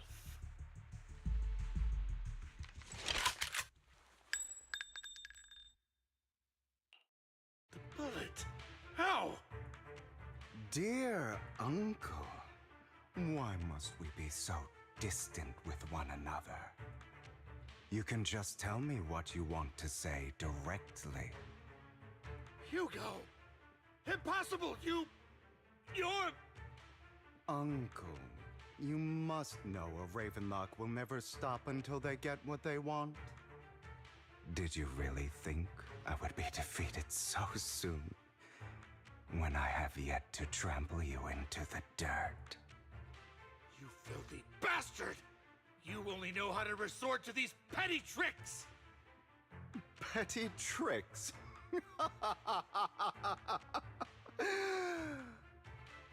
Perhaps you'd like to know what I managed to accomplish using this faked death of mine.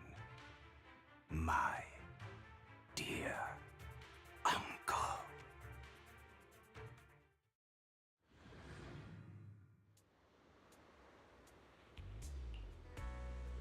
Faking my own death. Hope it's all worth the theatrics in the end.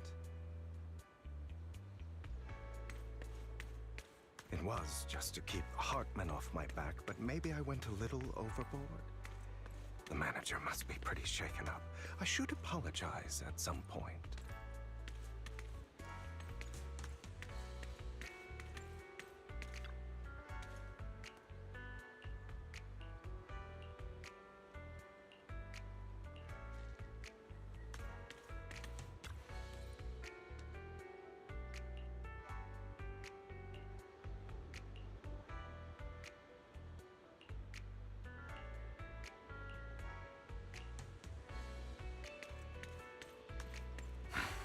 You're late. So strict. Spare me a moment to catch my breath, will you?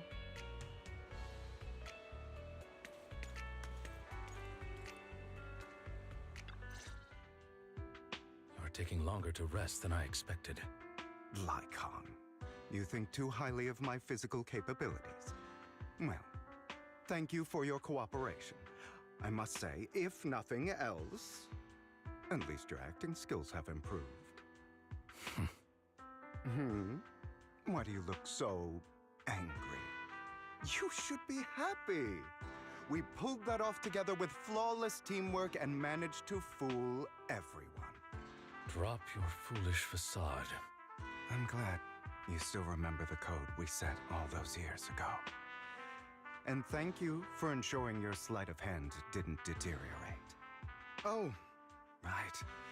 I should also thank the blood bag hidden in my clothes and our other props. Do you remember when we last used this trick? It was probably ages ago. Sometimes I really don't understand you. Have you never thought about what the consequences would be if I didn't understand your code? If I decided against helping you? Or if I just couldn't control my strength properly? You'd understand it. Of course.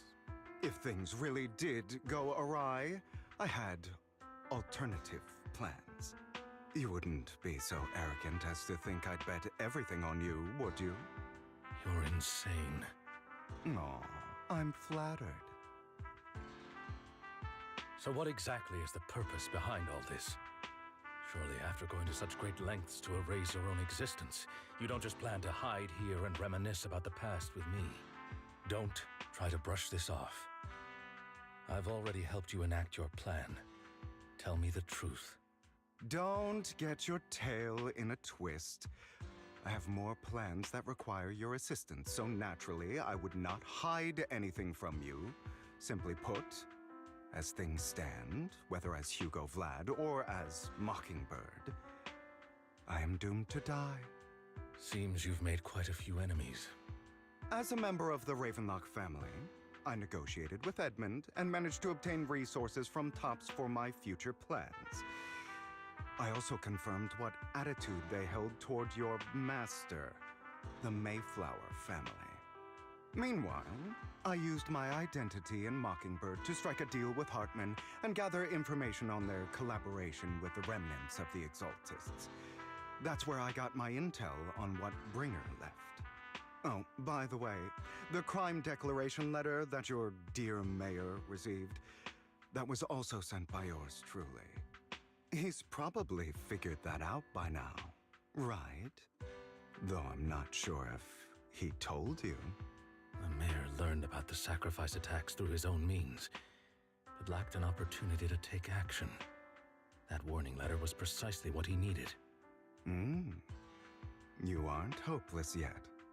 How delightful. In short, I'm more well-informed than your lot because I get around, dealing with all these different important figures. But of course, it comes at a cost. It's only fair. After all, you can't hide the smoke from a wildfire.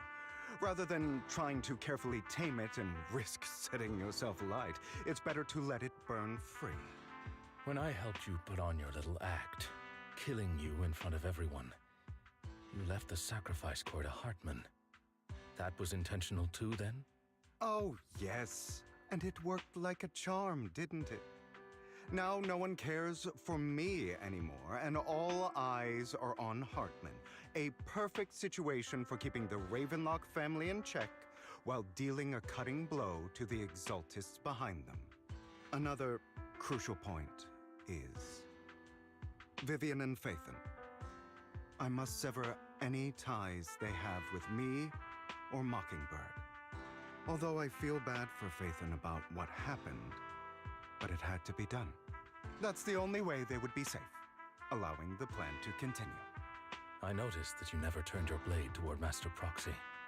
So, those words you said back then were also... I will bloody my hands. I will carry the weight of my sins. I will become the Abyss. Obviously, it was all an act. My acting has always been impeccable, as you know. Hugo, you're taking such a tremendous risk. Why? Would you believe me if I said it's for justice? But unfortunately, it's not. I want revenge on the Ravenlock family. And I will make sure that despicable excuse for a human being, Hartman, suffers a slow, torturous end.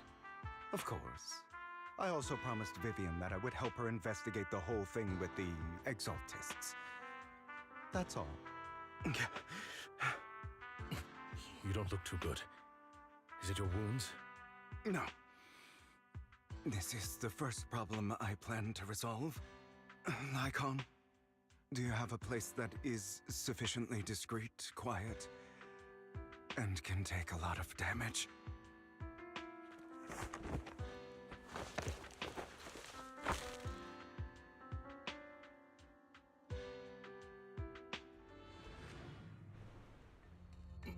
What exactly are you doing?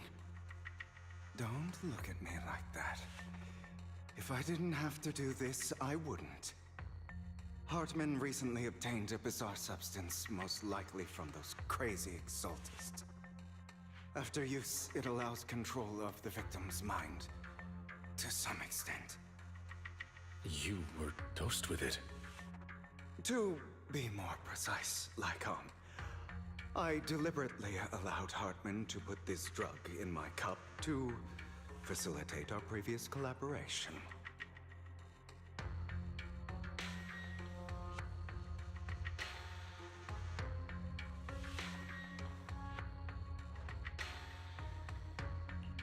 After finding out about it, I quickly found someone to help analyze its composition.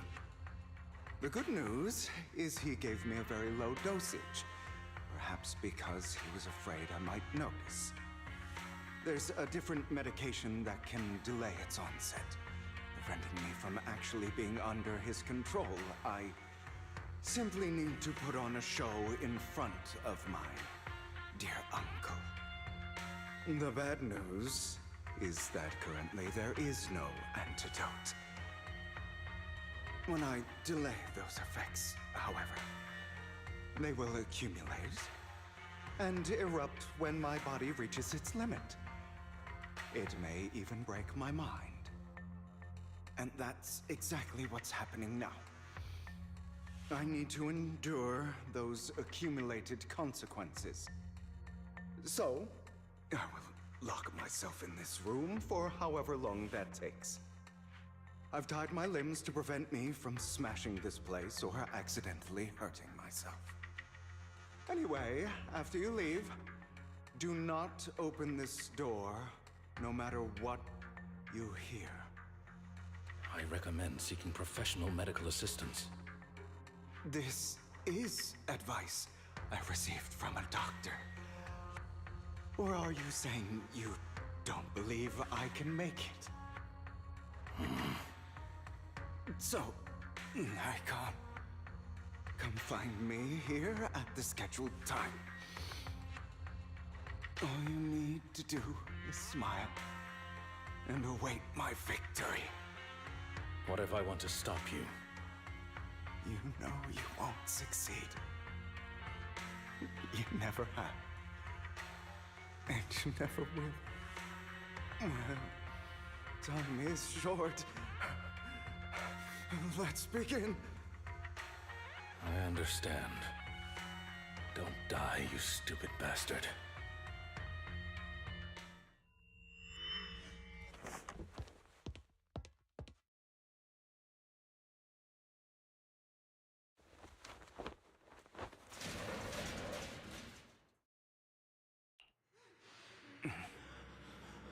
Is this because the side effects haven't worn off yet? Lycon's late. I'm surprised. Or is something wrong with time itself?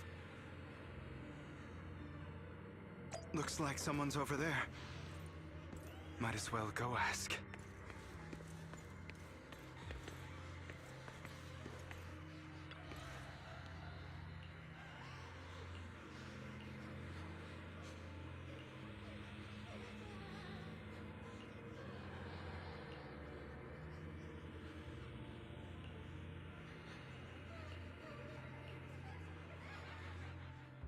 It's all your fault. I wish I had never given birth to you!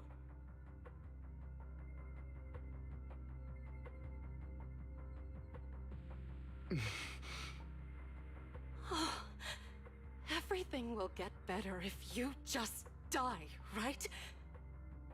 If you die, he'll come back. We'll have another, more perfect child. One who will inherit the Ravenlock family bloodline. Then I'll be able to escape this pain. So, Hugo, for the sake of Mommy's happiness, just die, okay?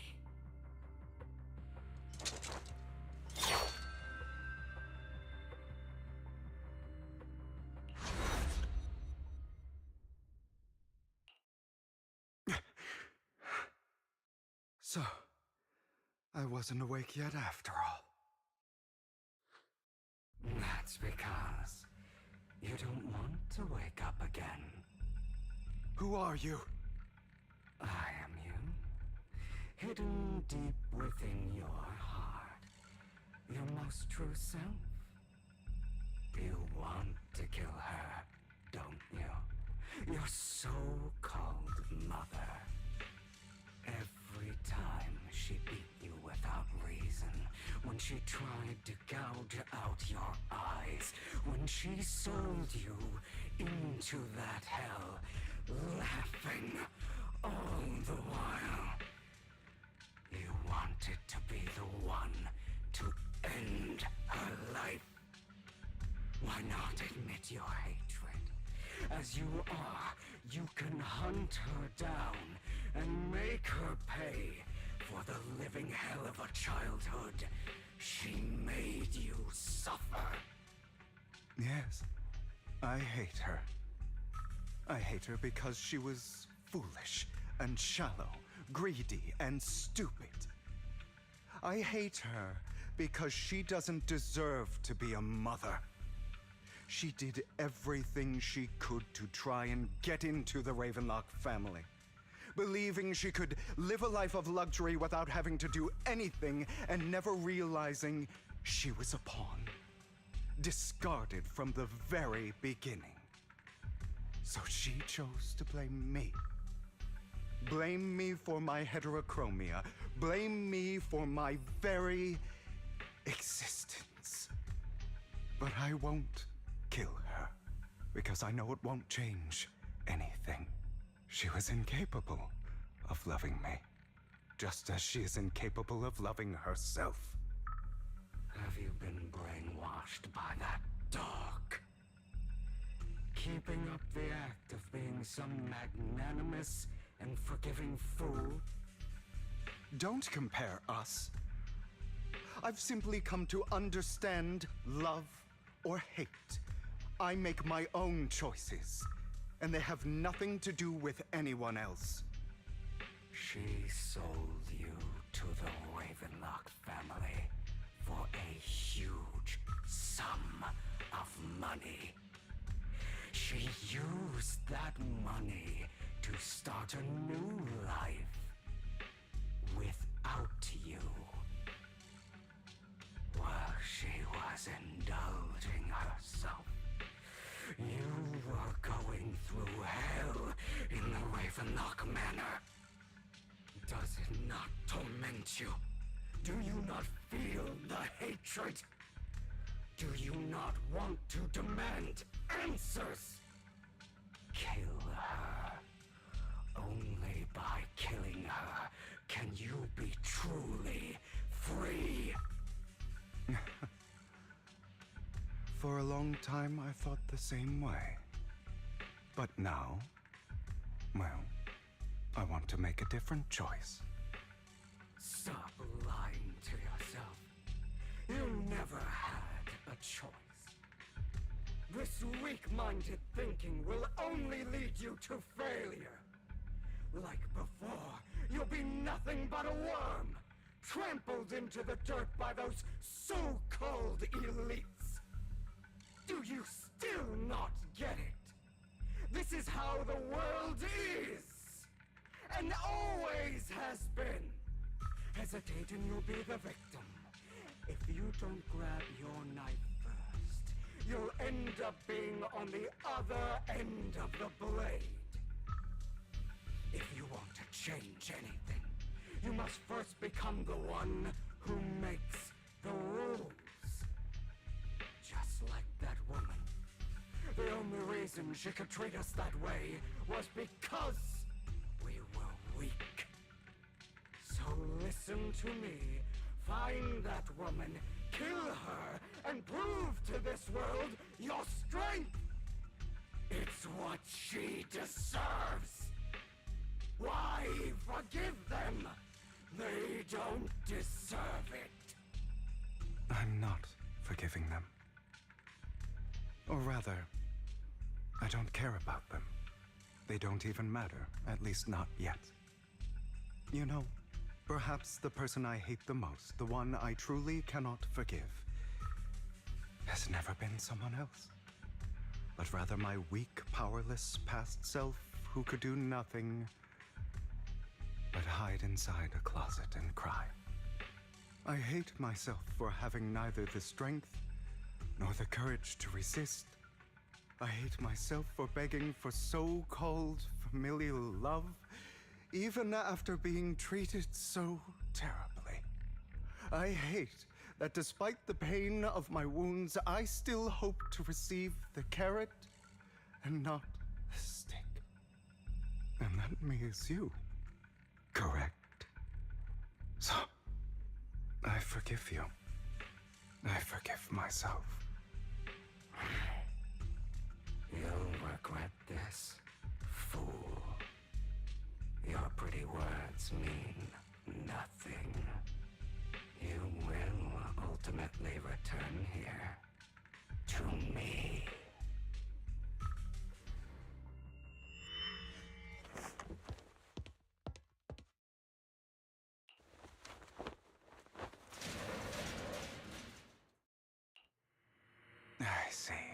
this is still an illusion. I wonder who's going to show up this time.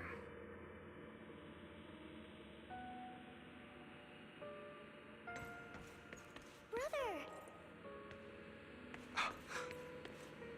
Hugo, let's play hide and seek! I'm already hiding!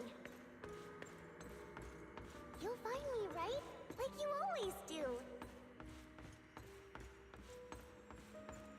Serena. You're looking in the wrong place. I found an even better hiding spot this time. Harder to find than any place you showed me.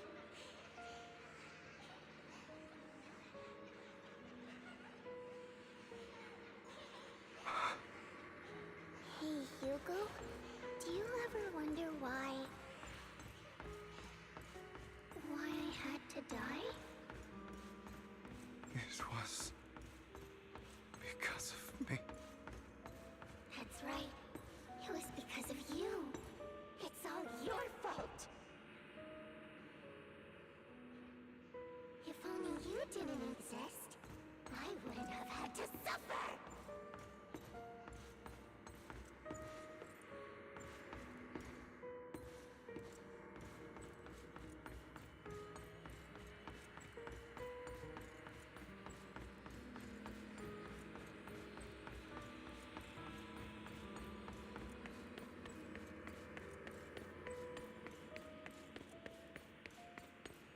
Still looking in the wrong spot. I can't believe you still haven't found me after all this time.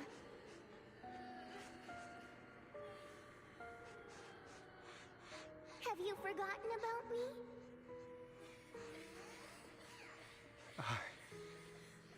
I haven't forgotten. It's okay. I'll forgive you. I'll still be nice to you, just like before.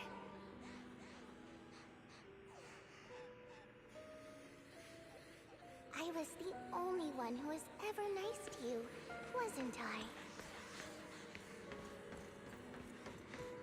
Yes. Then tell me, why do good people always suffer? Why is kindness always punished instead? Tell me, Hugo, why?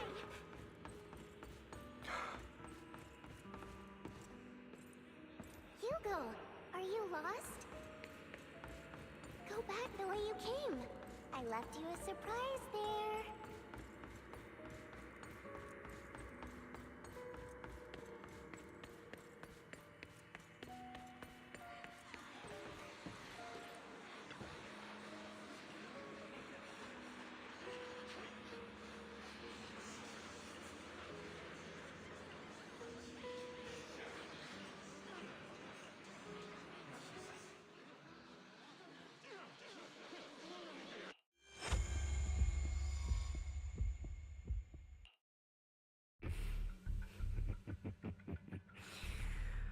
I told you that you would eventually return. We meet again, my friend. I told you, I am you. The side of you that you've always tried to deny existed. Of course. I know. This time it's about Serena. Right? Yes, your half-sister. And the only child in the Ravenlock family who was kind to you. Unfortunately, it was her kindness that led to her untimely death. It was my fault. I don't like the way you blame yourself. Because that means I'm to blame as well. And I don't think I did anything wrong. Your mother sold you to the Ravenlocks. And your father, he saw your talent and wanted to use you to push the other children into competing with each other. My brothers and sisters wanted to get rid of me from the moment they first saw me. In their eyes, you were no more than a slave. But Serena dared to treat you, a slave, as if you were human. And so, she was fated to die. They tried to kill me many times, but I was careful, and they did not succeed. So they killed Serena, who was weaker, an easier target, and pinned everything on you. Serena died in your place. Those cruel brats thought that by reporting this to Father, they could use it to get rid of you, a rival who threatened their positions. Yet, not only did Father not blame you for the incident, he praised you for it. In this world, only the ruthless, cruel, and merciless can stand at the top. And that's exactly what you managed to live up to, no? You found a perfect opportunity thereafter to catch the ringleader of the group who framed you and almost beat him to death.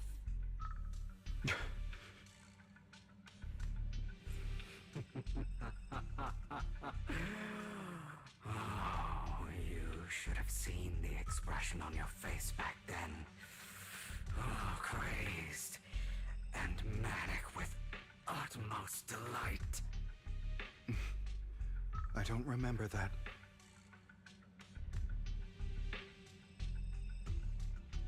Here you go again, trying to deny your desires. Deep down inside, you've always wondered, asking yourself why these evil people never got the punishment they deserved. Why the world is so unfair. Don't you want to rip them to shreds? Just like that day when you beat that boy's face into the dirt until he was barely recognizable.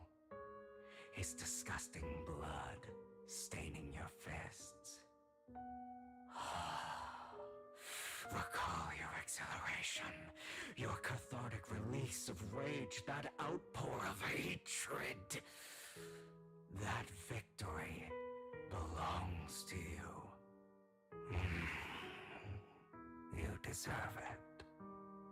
Those brothers and sisters of mine are all dead. I cannot take revenge against the long deceased. They died by Hartman's hand. Dying in the power struggle to become the Ravenlock family's heir, rather than by our scythe. Boring. Boring? I find it hilariously ironic. Children who would murder their own kin for scraps of power dead at the hand of their uncle who followed their example. Is that not karma? Power struggles pitting kin against each other, betrayal, suspicion, and hatred between people of the same blood. It's like a curse written into the Ravenlock family's genes. Laughably stupid. Don't forget, my dear, that the same blood flows through your veins.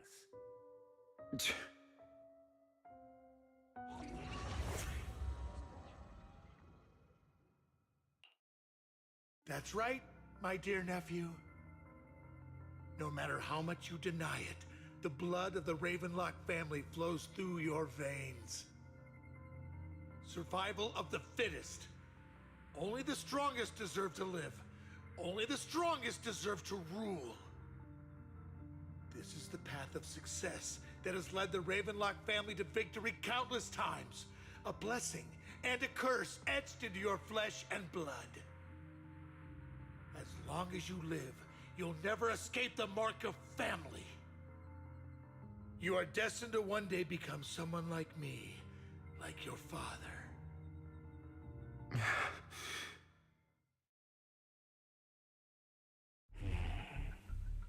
Is that fear I sense? I can see you trembling.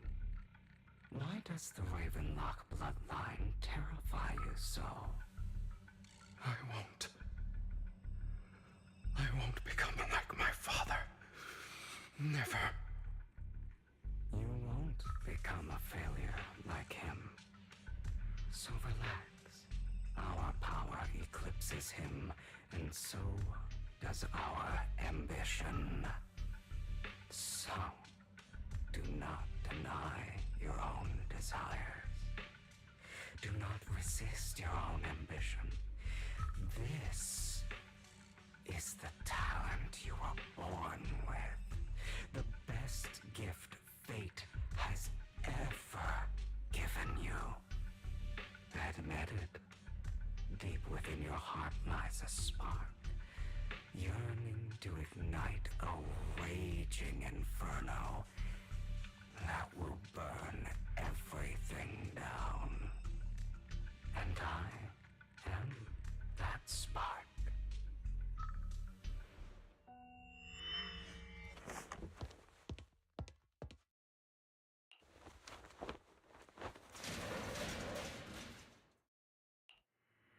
Lygon. Never thought I'd be this genuinely thankful to see you.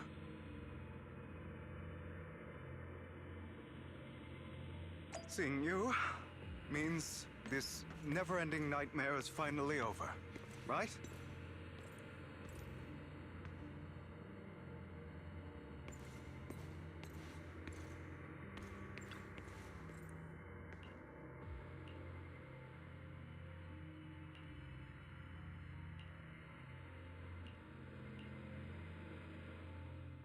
I don't want to hear something like that from you.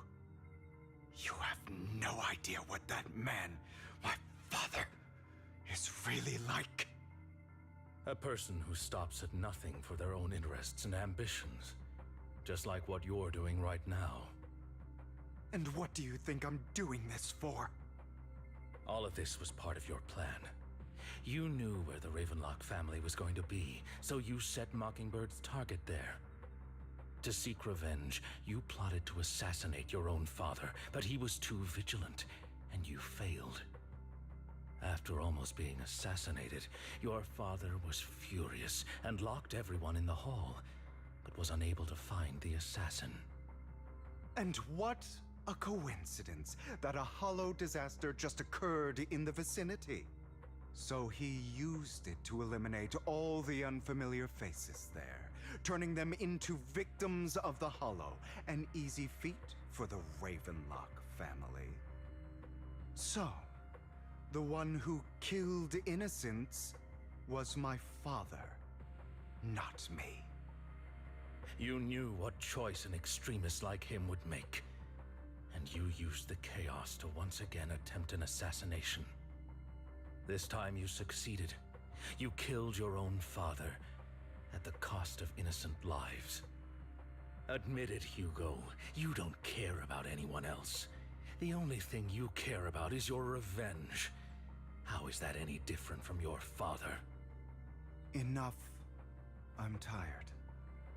I may hate him for betraying me, but he wouldn't say something like that. What? You aren't Lygon. You're the other me, hidden deep within my heart.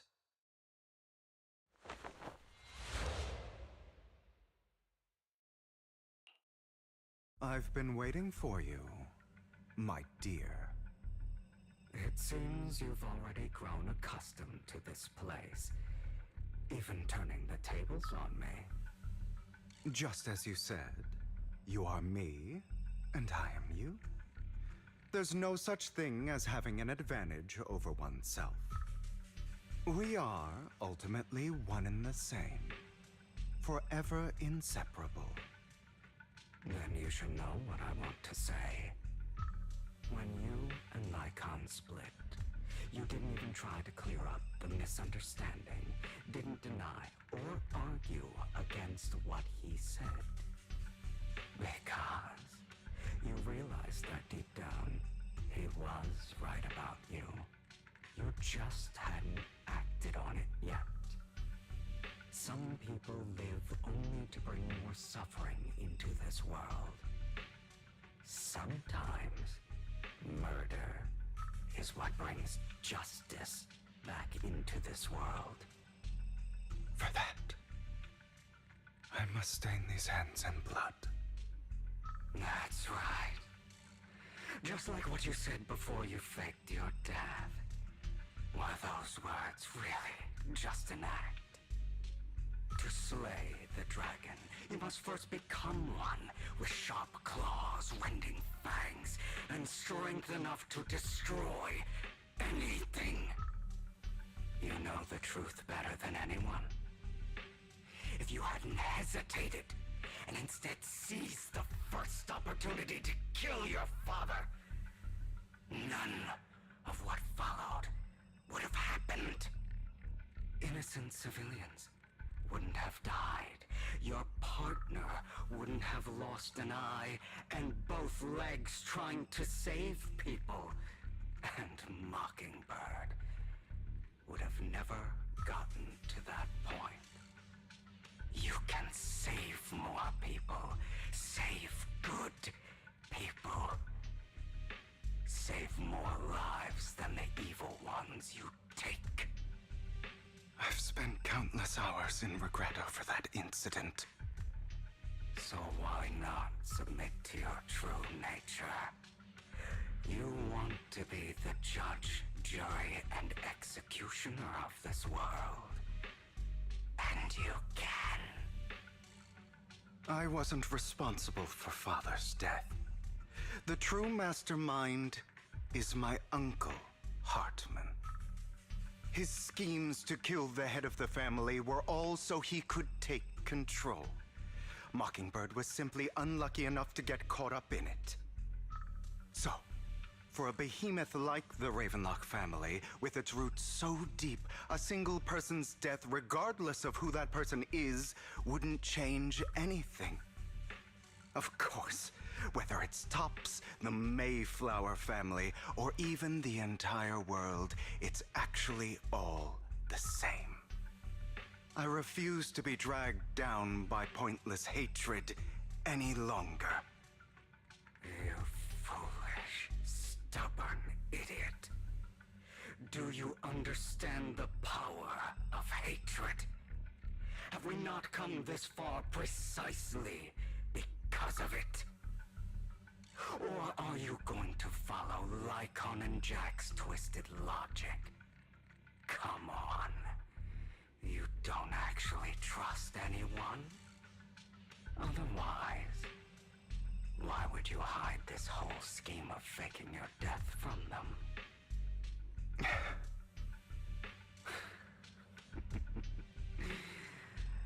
You've built an impenetrable wall around your heart, keeping everyone out. Of course you are right to do so. No one in this world can be trusted. Always. All you'll receive is hatred from your own blood and no love. Suspicion from your companions, and betrayal that comes all too easily. But the most ridiculous thing is that you want them to trust you. You stay silent and long for them to notice your suffering. You yearn for your companion's understanding and trust. Idiot. That's why you are incapable of exploiting them for your own ends.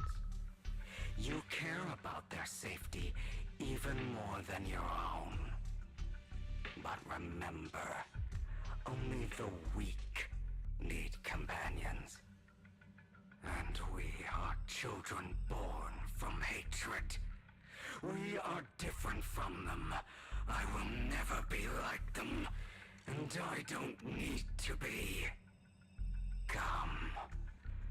Let me show you what powers we can wield. But you are me. And I'll never lose to myself.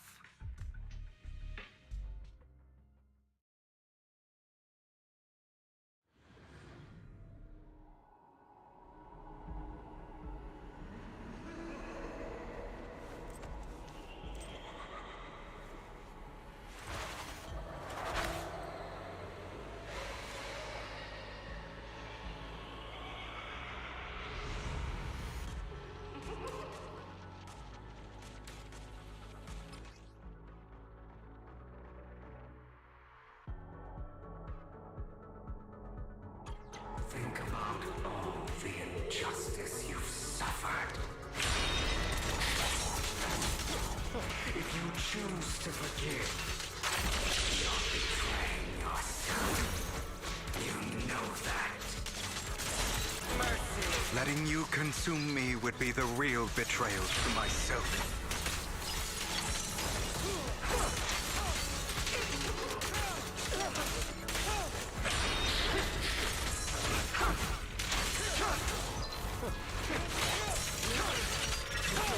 You're just afraid to admit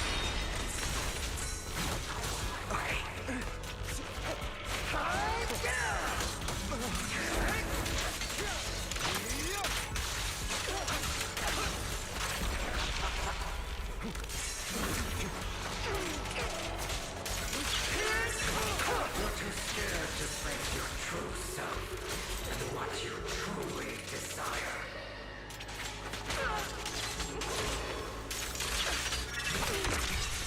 I have you now.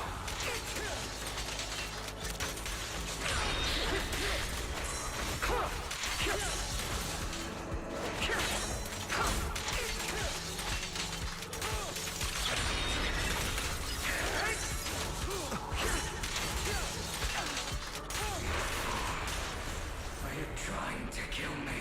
You think you can just get rid of me? Without me, you are nothing. For what it's worth, thank you. Don't be afraid. You and I are inseparable. You're part of me, just as I am part of you. Fancy words won't change anything. No. It's not just platitudes. I finally understand now. Some pain only fades when it's seen. When it's accepted. So I won't fight you anymore. I won't hate myself anymore. Weakness, hatred, malice, strength, forgiveness, justice.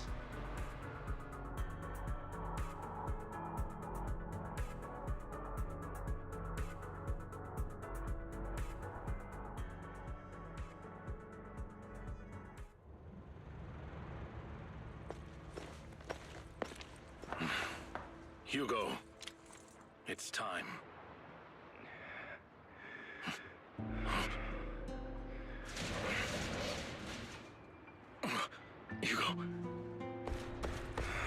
Hugo, you...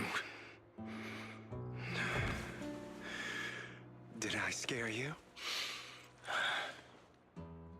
I made it through. I won.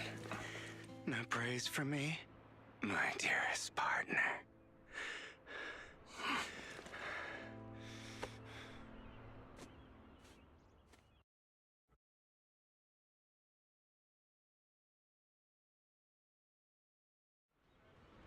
This is just like what I saw in my dream.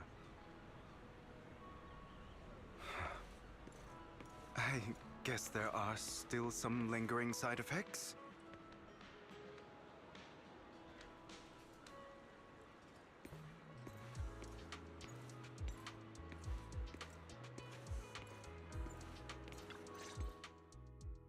Ah, my former partner. You're still as punctual as ever. Are you sure you're fully recovered? How about we fight? And I'll show you how recovered I am. I refuse to fight someone who is in need of medical attention.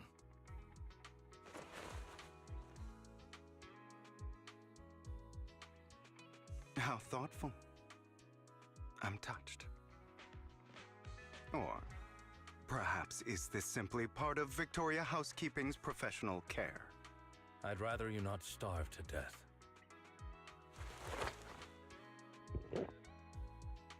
Not to your liking. I'm fairly certain this is the same kind as before. No. I've just gone too long without food. It feels a bit uncomfortable. Either way, thank you.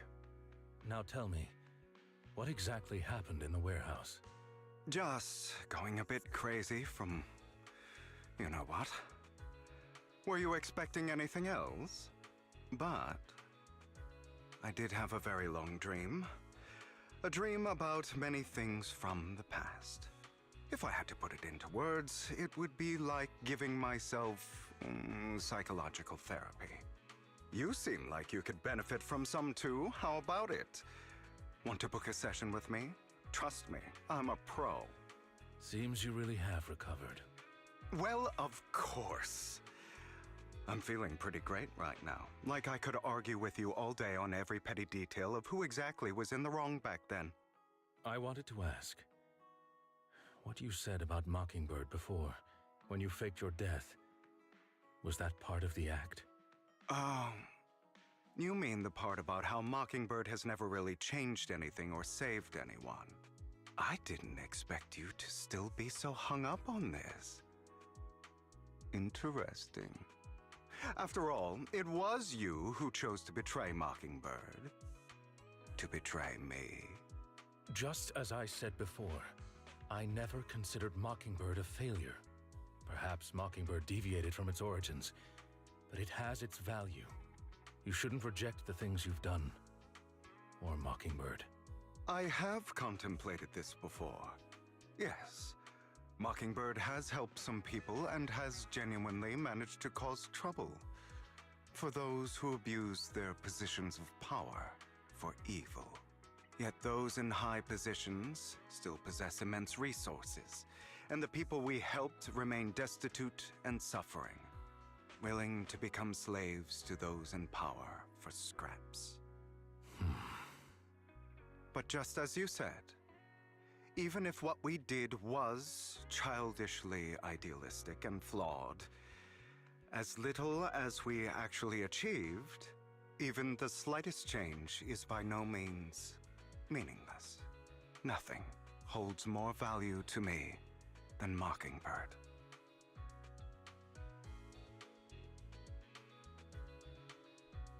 All right, let's catch up later. I still have things to do and need to wrap up my plan. I thought you would rest up first. As much as I would prefer that. My dear uncle and the Exaltist fanatics likely would not give me such an opportunity. If all has gone to plan, the fish will have taken the bait already. And if everything goes very well, I'll soon have solid evidence of the Ravenlock family's crimes. Well then, thank you for your assistance, former partner.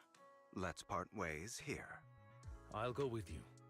Lycon, surely you don't think that because I just recovered, I'm too weak to deal with those useless fools. Hartman's actions will disturb the safety of New Eridu.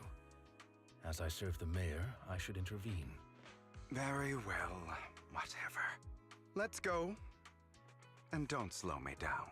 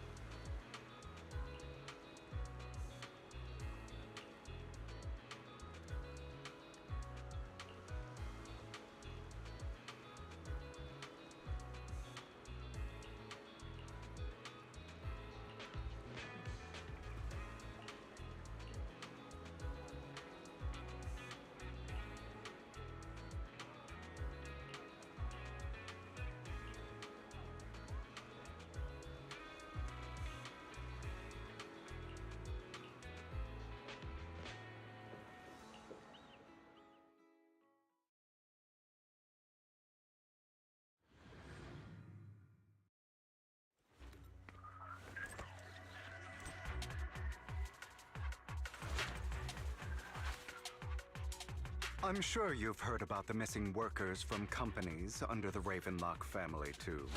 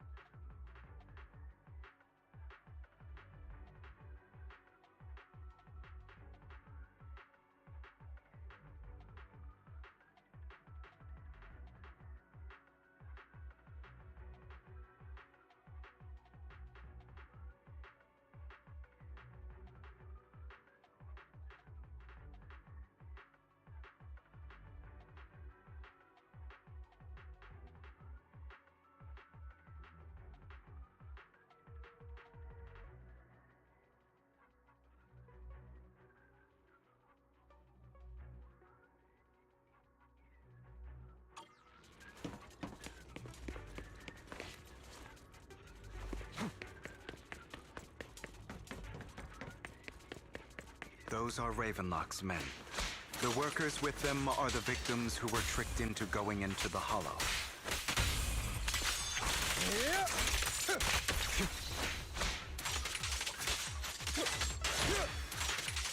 Come on, let's get them out of here.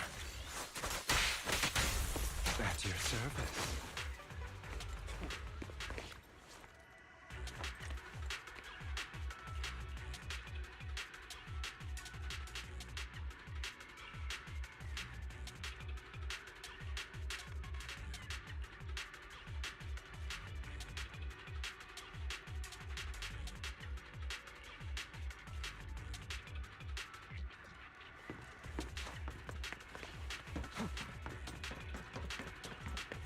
Bunch of nobodies. Clean as hell. Kill them! You're welcome to try. What? Can't handle it? More workers here.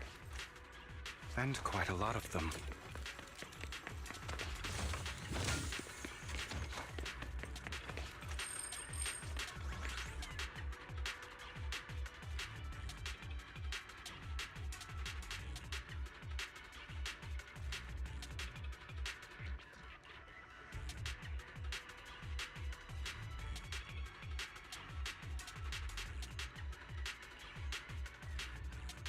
Is Hartman behind this, too?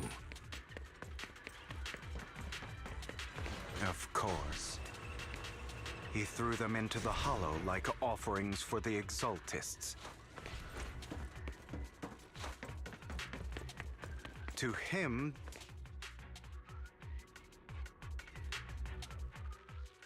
there's more over there. Let's hurry. It's different this time. Don't rush in.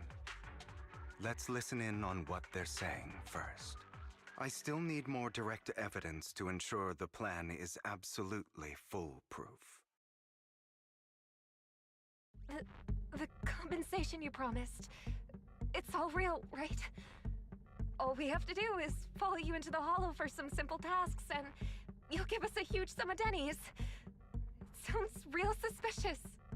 Shut your trap. You keep yapping and asking questions. If this is all so suspicious, why were you so eager to sign up for it? Because I don't have a choice. My daughter was previously caught in the Hollow disaster and suffered severe corruption. The treatment costs have completely drained our family's savings. So that's why... It's the same for me.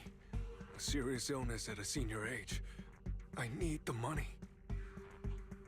Who would risk taking a job like this unless they were desperate? I'll do it. No matter how suspicious. As long as I can get paid, I'll do anything. Even risk my life!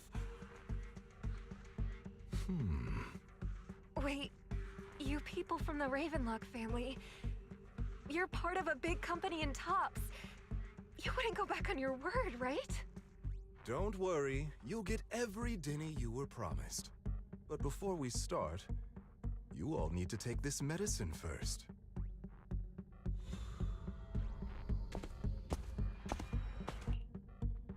Bro, should we really be doing this already? These workers keep talking. We're wasting time like this. And the sooner they take it, the sooner it'll be over. Consider it an early release for them. What? You didn't say anything about having to take pills before. Look, this is good stuff, all right? It'll increase your ether aptitude. There's tons of people who'd kill for something like this. Exactly! You'll be working in the Hollow for several hours. This is essential medication. You have to take it before we continue. If you refuse, then you can forget about the job. Of course, you won't receive the compensation either. Lycon, what are you doing? Rescuing those workers, of course. There's clearly something off about those pills. We can't let them take them. Now is not the right time. As I said, we need more evidence to ensure the plan works. And as I said many years ago, you can't exploit innocence to achieve your goal. So that's how you see it. If that's not what you want me to think, then explain everything to me. All right. It's a little complicated, but simply put, these workers will be fine. Of course, it's your choice to trust me or not. But if you try to rush in, I will stop you. I trust you.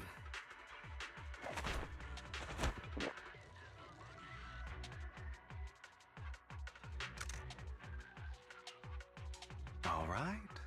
That's the evidence. Now we can go and beat them into the ground as much as you want. Don't forget, you owe me an explanation. Also, don't overdo it and kill them, even if they're the worst of the Ravenlock family. All right, Your Holiness, Saint Lycon. Who the hell are you? Why don't you take a guess? We're the ones here to stop you.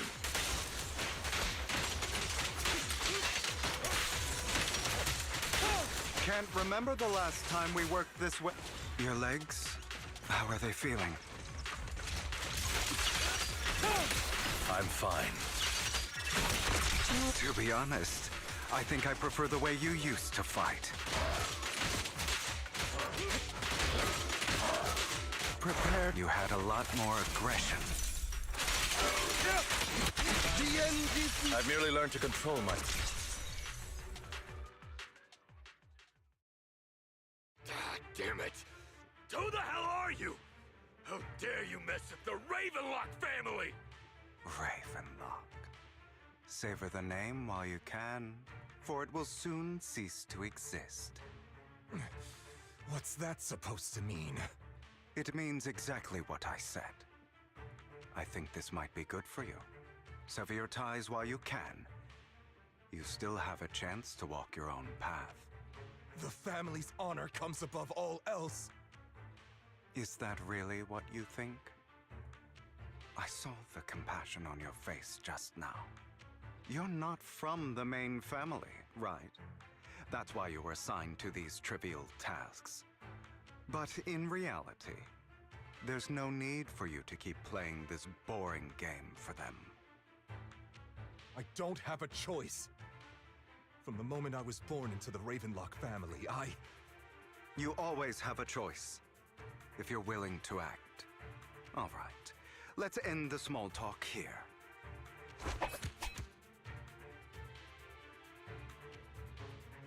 Don't worry, Lycon. I didn't hit them too hard, just enough to keep them quiet. How's that? My acting's pretty good, right?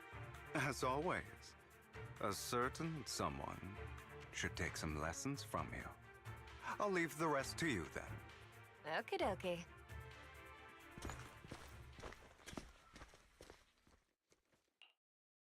Okay, now can you tell me exactly what's going on here?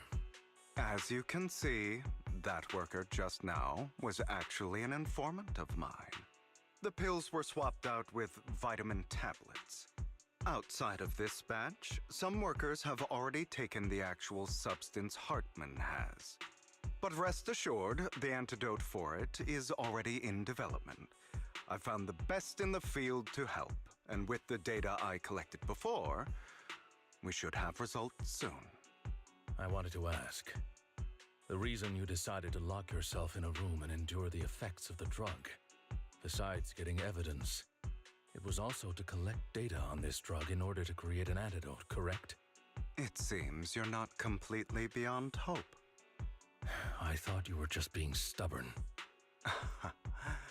Sometimes I wonder if you know me at all. Then, I have one last question. Why did you never tell me any of this back then? The truth is, I heard everything. That entire conversation between you and Jack. Before he passed away in that small attic.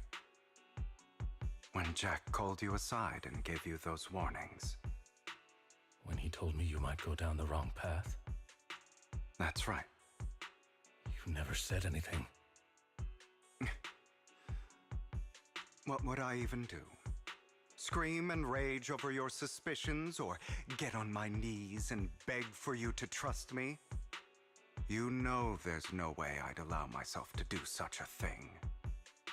Besides, back then, even I was confused about myself.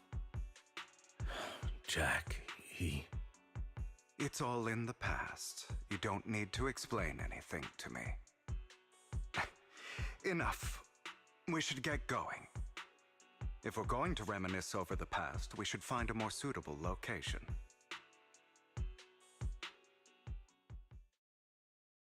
Lycon? That incident back then. I didn't do it. It was a scheme Hartman devised to take over the family. It was Hartman who killed my father, too. I only discovered the truth long after the fact.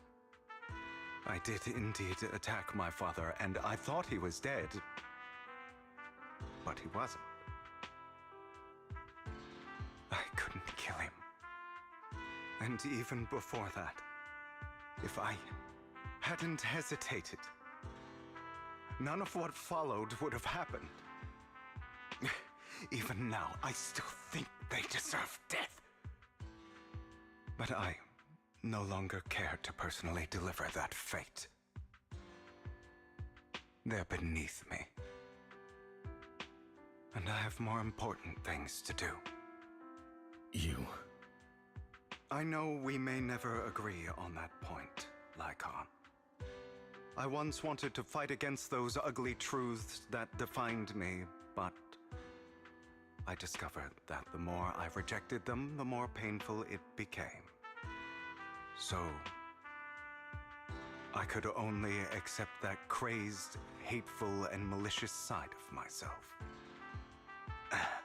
As long as I know I will never become like my father, like Hartman, that is enough for me. You've changed. But I think that might be a good thing. Don't patronize me.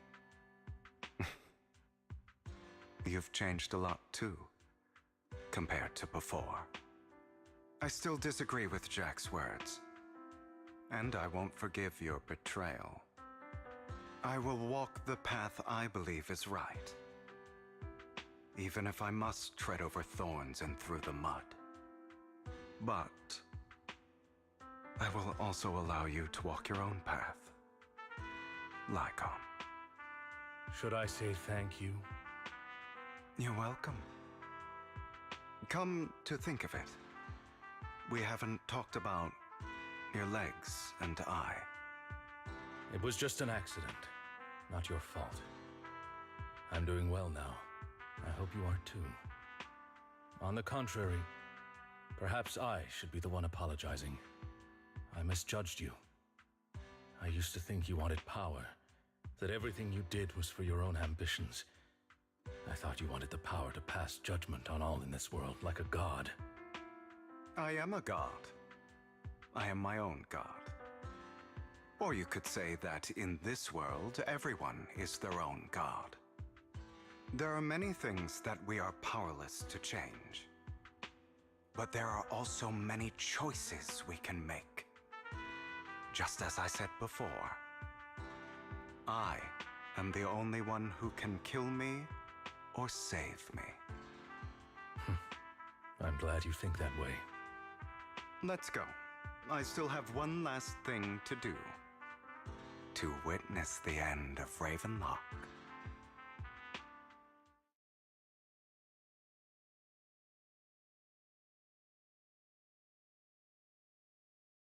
You really think you can take my place if I die? Never, you filthy bastard! Your little tricks mean nothing. As long as the Ravenlock family stands, I can still get back on my feet. You still don't get it, do you? This was never about avenging my father. And I don't care about taking your place. I didn't come this far just to kill you. That'd be pathetic. Right on cue. Why don't you take a look at this, Uncle? On behalf of TOPS, I'd like to clarify that we had no involvement in the Ravenlock family's actions. TOPS is officially terminating all partnerships with the Ravenlock family, effective immediately. We will have no further affiliation with them. Are you crazy? What the hell do you get out of ruining the Ravenlocks? You want to be a petty thief forever? Thief? Oh, Uncle. Allow me to reintroduce myself. I'm the name people whisper about. The one who robs the rich and gives to the poor. I'm the master con artist who can fool anyone, anytime. I'm the leader of Mockingbird. The one who turns every headline into my own stage. I have friends who'd catch me if I fall, partners who'd shed tears for me, and allies who always have my back. I am Hugo Vlad. You're the one who needs the Ravenlock name. I never did. You ungrateful bastard! You should have never been born. You flatter me. Same goes for you, Uncle.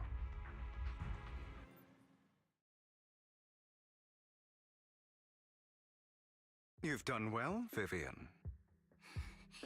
You had better give me an explanation. And here I thought this would be a touching reunion. What's with all the anger? Hugo, I'm a member of Mockingbird too. And I mourned your death. Listen, Vivian. I don't want you or the people you cherish to get caught up in danger because of me. I've always been selfish, so I don't hesitate to use you all as variables in my plans. But it is because I am selfish that I also don't want my failures to affect my treasured companions. In any case, if you were in the same position, would you not make the same decisions? Lycon's taking care of everything outside. We should go. Also, Wise, thank you. And I'm sorry for the whole act where I threatened you. It was the only way for Hartman to drop his guard against you and leave you be. I, Hugo Vlad, am forever indebted to you.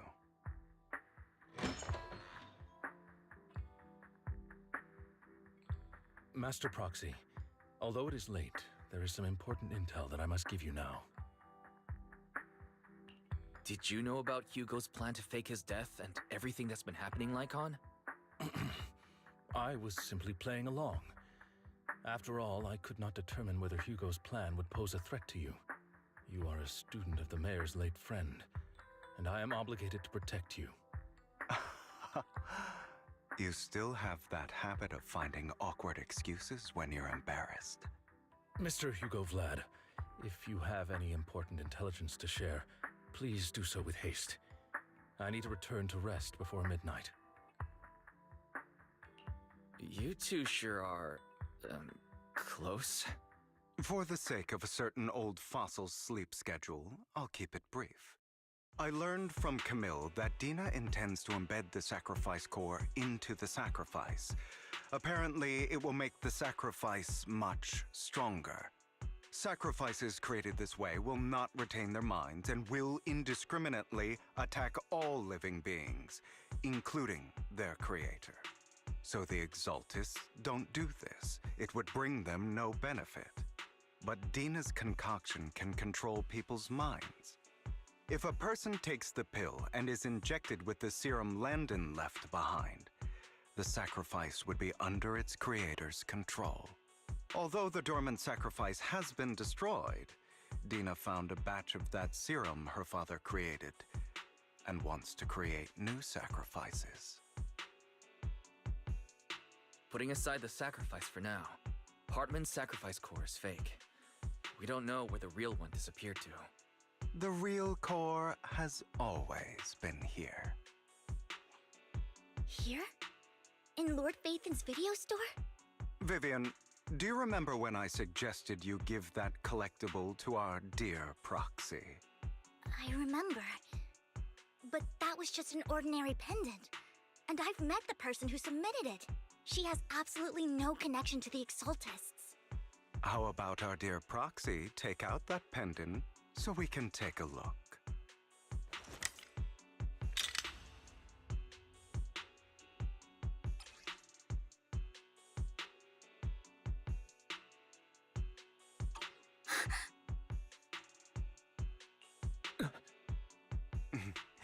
I'll take your surprised expressions as a compliment for my little trick. I will hand over this core to the mayor as agreed. Since he fulfilled his promise to protect Vivian and the manager while I was pretending to be dead, I won't go back on my promises. No wonder the mayor would promote rhetoric favorable to Mockingbird. I can't believe I thought he was actually being sincere. Since we have the sacrifice core, all we have to do now is stop Dina from using innocent people to make more sacrifices. Yes, and we need to destroy the last batch of Landon's serum. Hopefully with no options left, Dina will give up her obsession.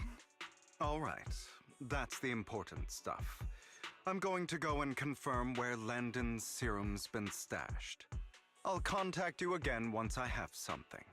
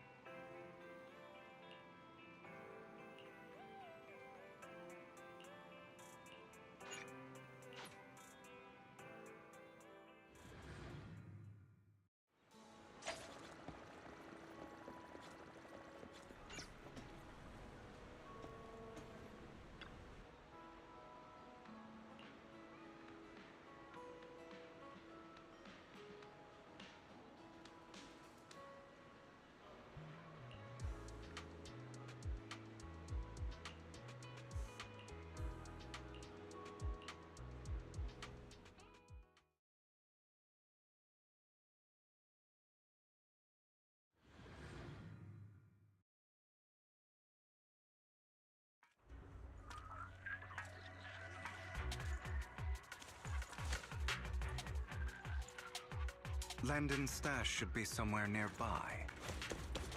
Coincidence. I did some digging. Some of the missing workers were brought here too.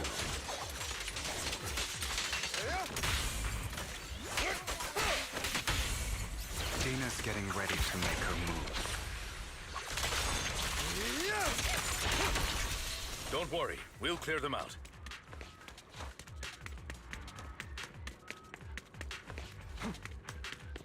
They're trying to destroy the goods! Stop them!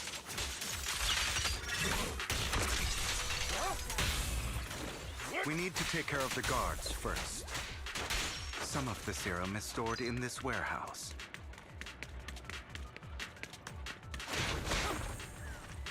You're not taking anything from here! Don't get Hugo. Get the guards first.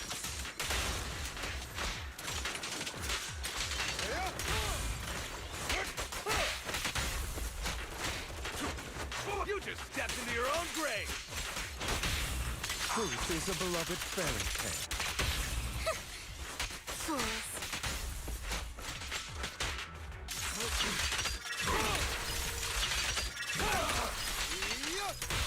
Stay calm now. Not worth my time.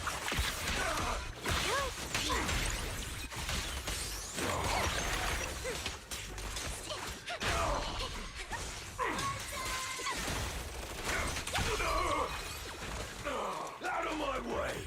Notice me. Lure me. Oh, God.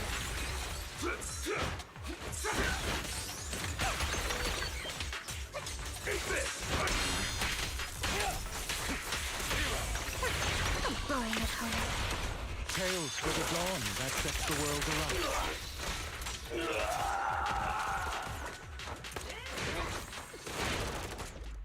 More of Landon's serum survives than expected. Fortunately, since they're still here, it means Dina hasn't executed the final step of her plan. There's likely a lot more stashed around here, and we have yet to locate the missing people. Our actions here won't go unnoticed. Perhaps they're making plans to deal with us on their side. With Landon and Dina's concoctions combined, she may be capable of creating a sacrifice that obeys her. If it comes to that, this will get far more troublesome. How about we split up?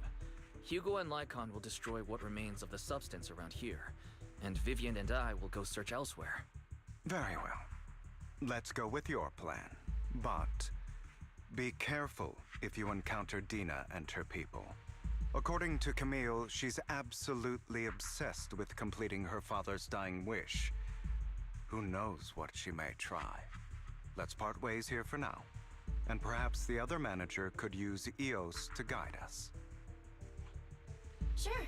I've been feeling way better these past few days, so just leave it to me. It's only now that I realize how fortunate we are to have two Lord Faithins. Yeah, but I feel like our work's doubled.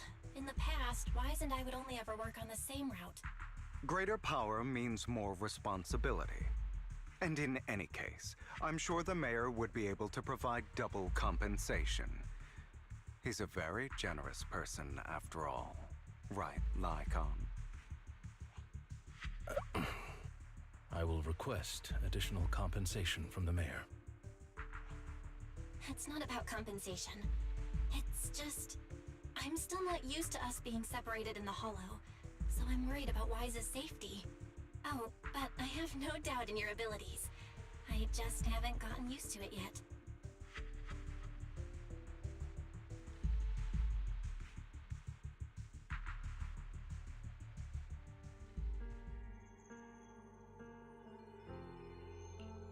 This is the future I saw. Lord Pathan.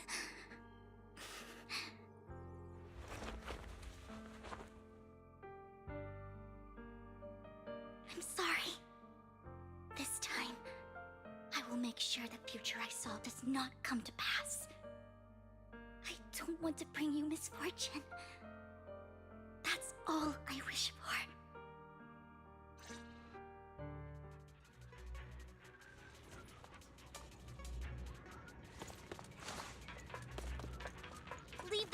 Lord Phaethon. What's up?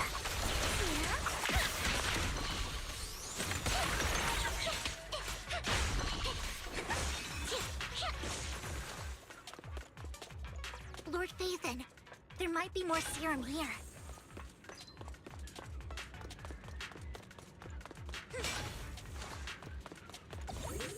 How dare you steal from Lady Dina!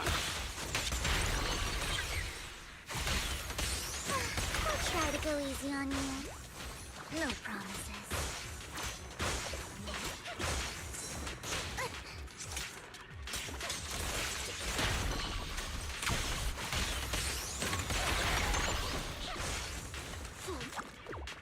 There are containers by the fissure. There's got to be something in...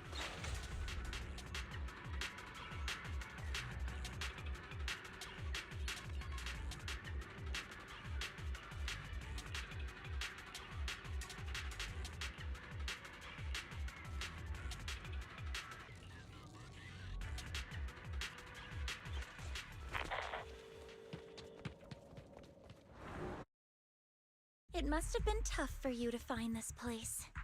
Vivian, if you had stayed out of it, I wouldn't be so eager to get rid of you. Those people have been taken to safety.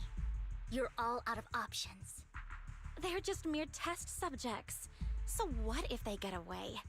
There will always be people consumed by greed, and therefore, they will come willingly to me. In any case, what are a few sacrifices in comparison to the completion of Father's grand ambition? Dina, you deceived those people. They didn't come willingly to you. You tricked them, just like Landon did back then. Deceived? Father gave hope to those who had everything taken from them by the Hollows. Vivian, you once rejoiced at the hope Father offered you, too. Before Father took you in, you were no more than an omen of disaster that no one wanted. It was Father who gave you shelter and a purpose for existing. Do you remember the first time you bestowed a blessing under Father's guidance? How did you feel when that person looked at you with adoration and gratefulness? That was the first time you felt hope. Like your existence had a purpose, right? Don't forget that it was Father who, through what you call deception, gave you hope. And you, what have you done? You basked in Father's attention and everyone's adoration, only to destroy everything. Do you think that by leaving the Exaltists, those people will live better lives? Of course not. Those who suffered under the Hollows will only continue on as walking corpses, without the hope Father gave them. Do you really think you're some sort of savior, Vivian? In the end, you're just an ungrateful brat who brings misfortune to those around her. It was you who destroyed everyone's hope. Not everyone wants to live in false hope, Dina. You say it's because of greed that people willingly become your sacrifices. Perhaps those people aren't entirely virtuous. But that greed is just wanting to live a better life beyond the Hollows. What you and Landon have done was never about giving people hope, but exploiting it. Stop lying to yourself. Deep down, you know what Landon did was cruel. No. Back then, when Landon wanted to inject you with the serum, the fear in your face was as plain as day. I saw it all clearly. If all of this is as righteous as you claim, then why did you make such an expression, Dina? Don't look at me with such pity! Father did nothing wrong. All of this is to make something of the Hollows other than disaster. That's everyone's only hope. Dina, it's not too late to stop. Stop living in this lie. You know what would happen if a sacrifice loses control and escapes the Hollow. It's not the Hollows that are to blame for those people's deaths, but the hope you keep talking about. That will cause more despair and claim more lives. That is merely the necessary sacrifice to accomplish a greater goal. No one deserves to be a sacrifice. Your Your hypocritical magnanimity disgusts me. I can always go and get more test subjects if they've escaped. And I will be able to replicate Father's serum with enough time. With you gone, I'll be able to complete Father's gift to the Creator and fulfill his last wish. Camille, release the failed subjects. Lady Dina. Camille, are you going to do what you did before? You keep saying you'll follow the Creator, but it's all lies. Lady Dina, the Hollows took my family from me. I understand that there's no way to get back what I've lost. It was Lord Landon who told me that the Creator would guide me. One day, Hollows will no longer be disasters. Everyone will be able to survive inside them. I look forward to the day when this hope becomes reality. I watched you grow up, and I know that you've always looked up to your father.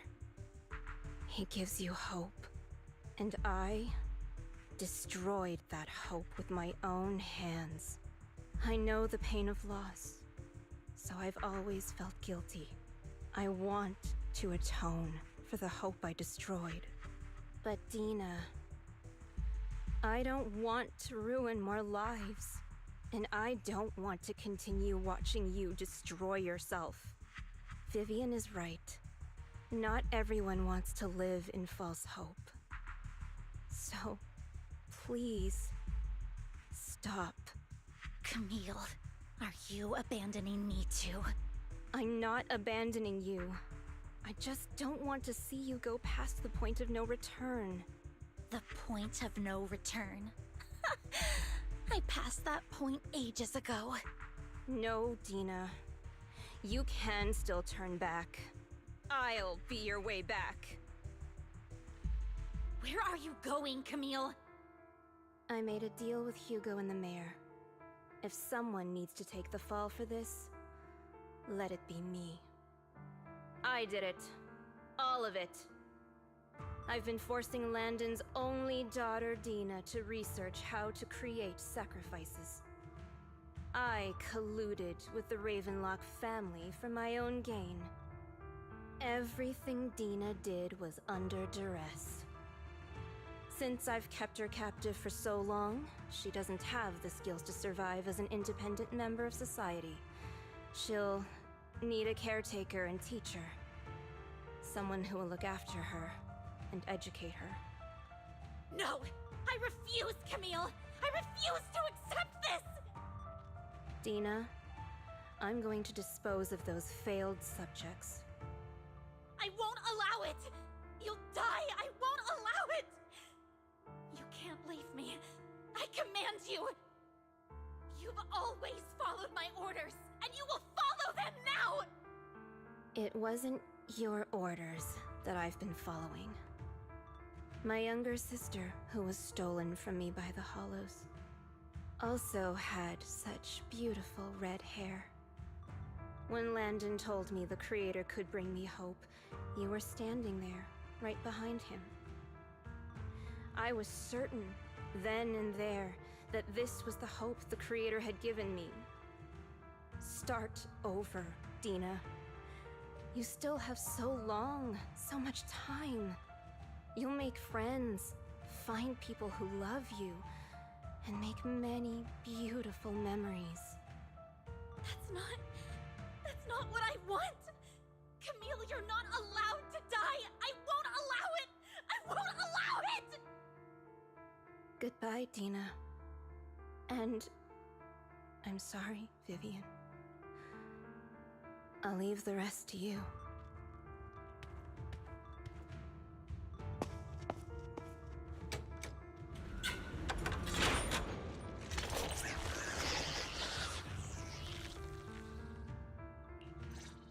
Take out these ethereals first. We can't let Camille's efforts go to waste.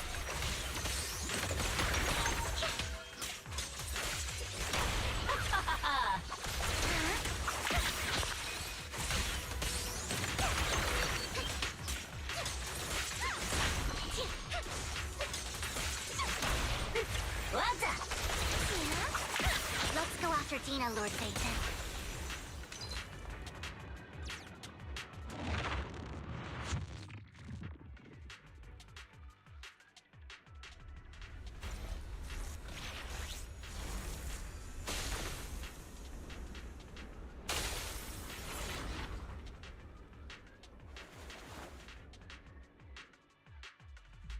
Are you satisfied now, Vivian?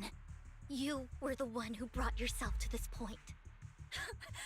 You're saying this is all my fault. Losing my father, losing Camille.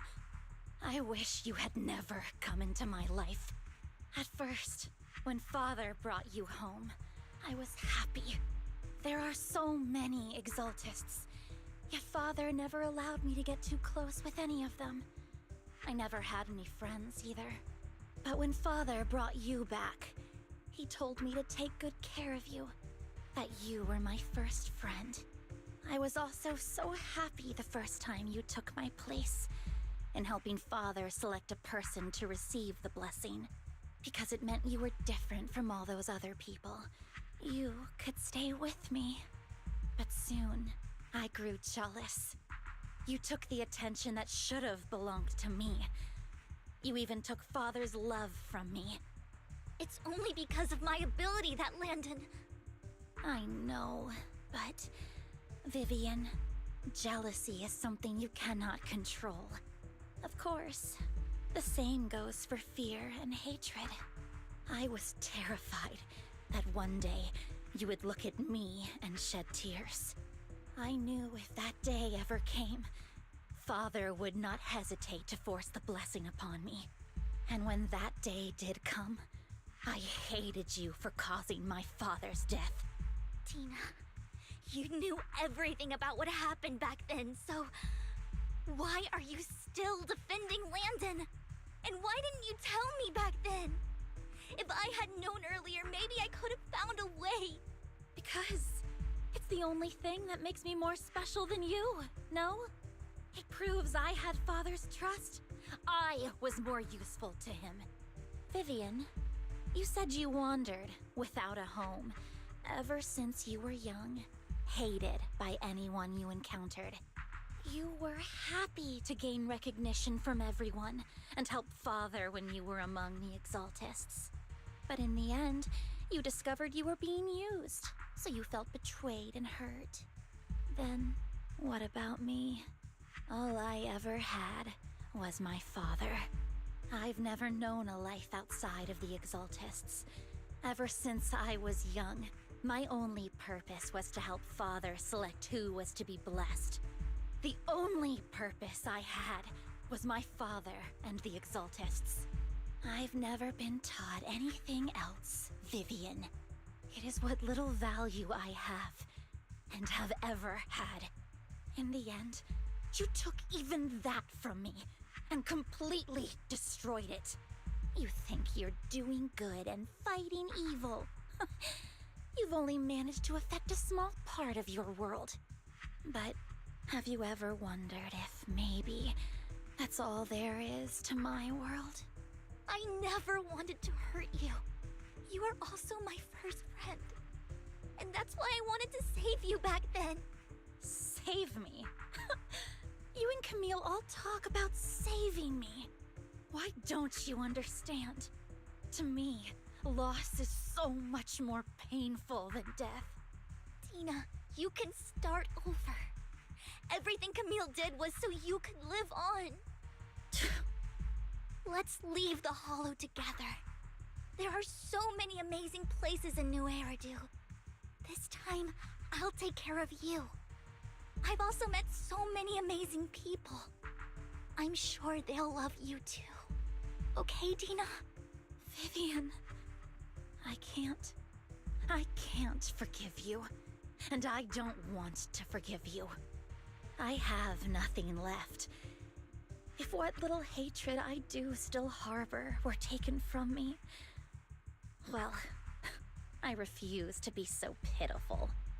I won't apologize, Vivian.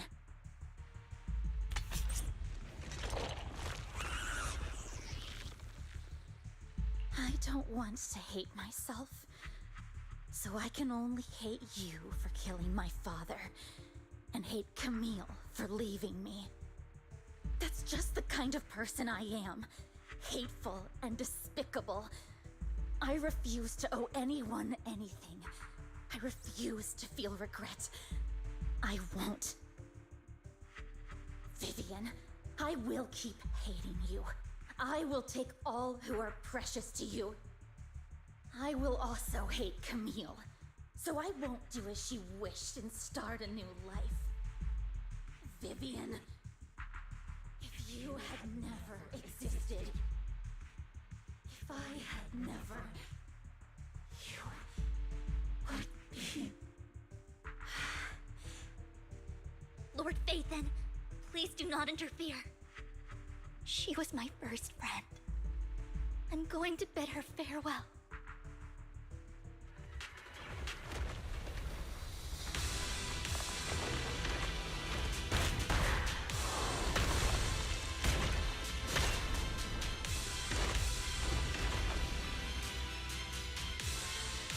Dina, soon the pain will be over. Lord Phaethon, don't come any closer! No, get my dress dirty and okay.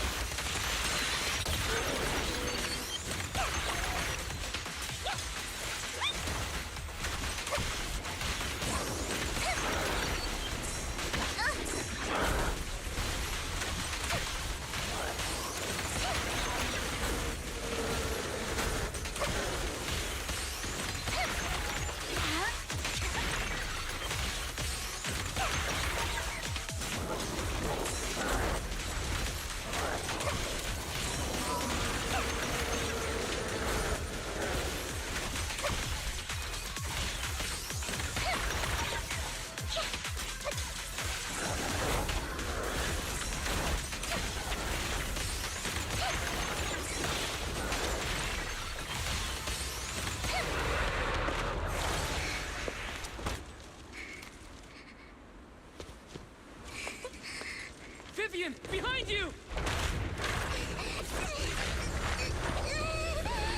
Lies!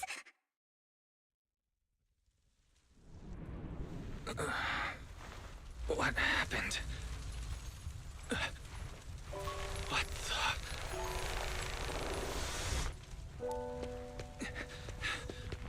Vivian! Lies. Don't come near me. This is my own choice.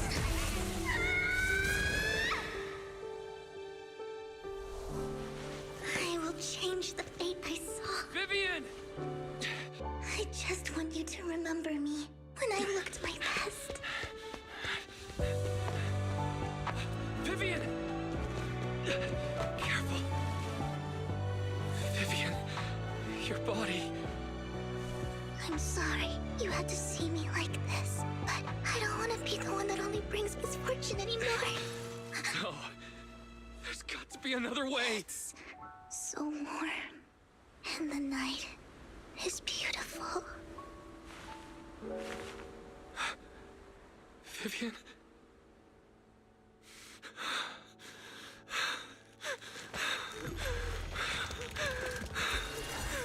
No! It can't end like this!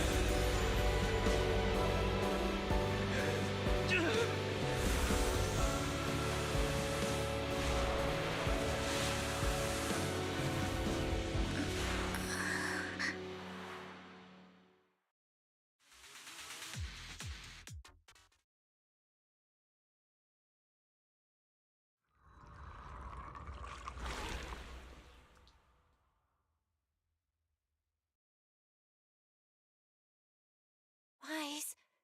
Wise. Wise, you're finally awake. I'm at the store? I remember I was with Vivian. Wait, she injected herself with Landon's serum. Is she okay? Hugo and Lycon brought you out of the hollow. You scared me to death. Thank goodness you woke up. And You said Vivian used the serum on herself? But she looked fine to me, bar a couple of scratches. Hugo sent me a message earlier saying he got her checked over and she was all right. Do you remember what happened? The situation was dire, so Vivian used the serum on herself to defeat the ethereals. I saw the crystallization process starting to occur. I can't describe exactly what happened. I saw something blurry, but I just wanted to stop Vivian's corruption process. I don't know exactly what I did, but then I lost consciousness. What happened after that? When I let Hugo and Lycon there, it was just you and Vivian lying there on the ground. We couldn't wake either of you. Let's put that aside for now. Do you feel any discomfort-wise? I'm a bit dizzy, but otherwise, I'm fine. Don't worry. Phew, that's good. You should rest for tonight. Hugo and Vivian said they'll come over tomorrow, so we can discuss the details then. Okay.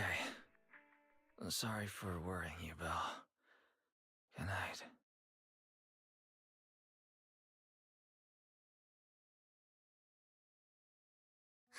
Lord Phaethon! How are you feeling? No headaches? Leg pains? Heart palpitations? Loss of appetite? Vivian? I was just so worried. Sorry. Anyway, Lord Phaethon, I'm so glad you're okay. What happened this time was all my fault. Things were dire, and you did what you had to. Plus, if it weren't for you, we wouldn't be here now. So what happened? Wai said he saw the crystallization process start, but I didn't see anything through Eos. Hugo? Lycon? Did either of you guys see it? Allow me to explain. Miss Vivian told us what happened after she awoke, and the mayor arranged a full medical checkup for her. Based on the results, Miss Vivian indeed shows mild corruption sequelae. But if the crystallization process had already started, the lingering effects should be far more severe. To be precise, if the process had already reached the point of mass surface crystallization, it should have taken no time at all to become an ethereal. So, the mayor theorizes that it was the etheric energy within Master Proxy's body that affected Vivian's condition and the surrounding etheric particles, causing Vivian's corruption to recede. Essentially, corruption is a reaction between the etheric particles inside the body and in the surrounding environment. Therefore, it's not necessarily irreversible, just that currently our mainstream method of defense is prevention. I'm having a hard time believing that, even if it's coming from you, Lycon. It's almost like you're claiming I can manipulate etheric energy. Master Proxy, you are special. This is a gift your teacher left you. A gift from our teacher? How come I never knew about it? I don't know all the details, so I cannot explain everything to you. My apologies. However, Miss Yixuan might be able to answer some of your questions. She will visit you sometime soon, so please feel free to ask her any questions you may have. She has quite an eccentric personality.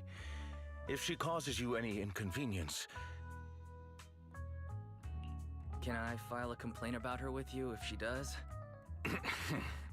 Master Proxy, you have always been a people person, so I trust you will handle things just fine.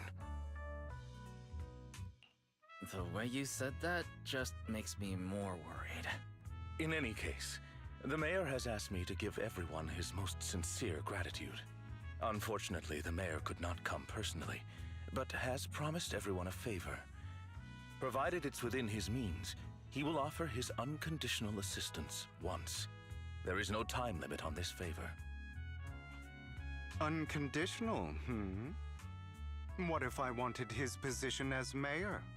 If that is what you desire, then the mayor and his subordinates will be first in line to vote for you in the next election. As for the other votes, you'll have to work for them on your own.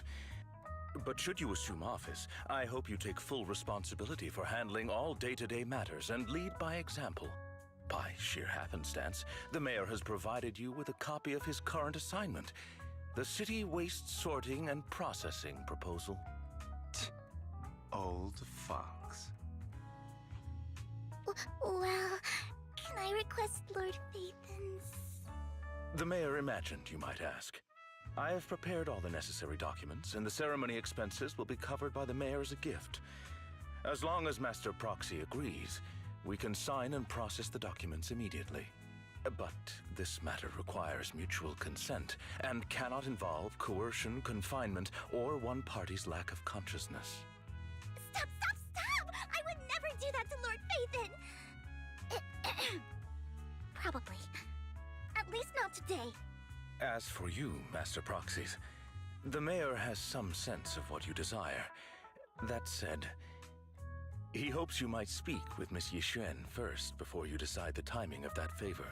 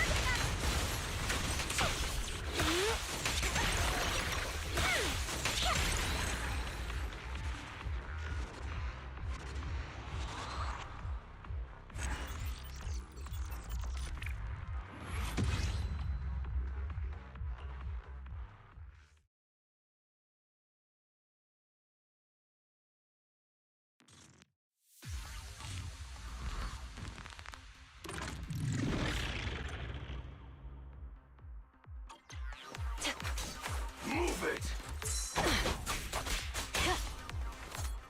Out of my way! Move it! I'll take you!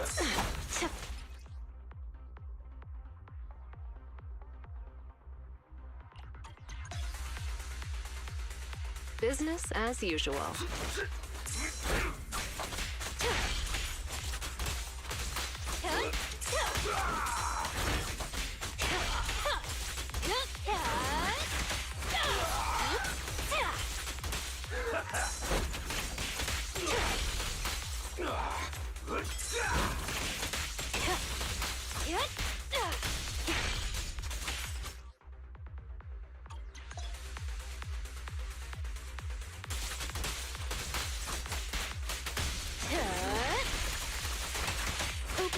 Sorry.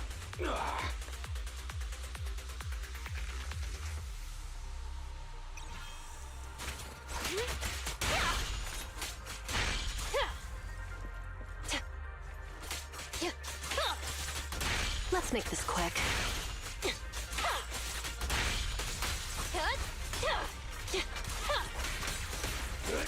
Here's a taste of the abyss.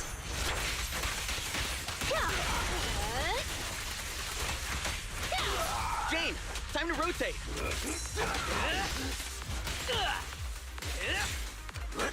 Your crime won't be forgiven.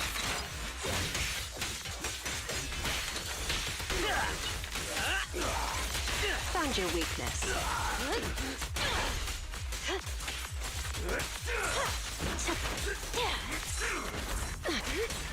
Backup's here.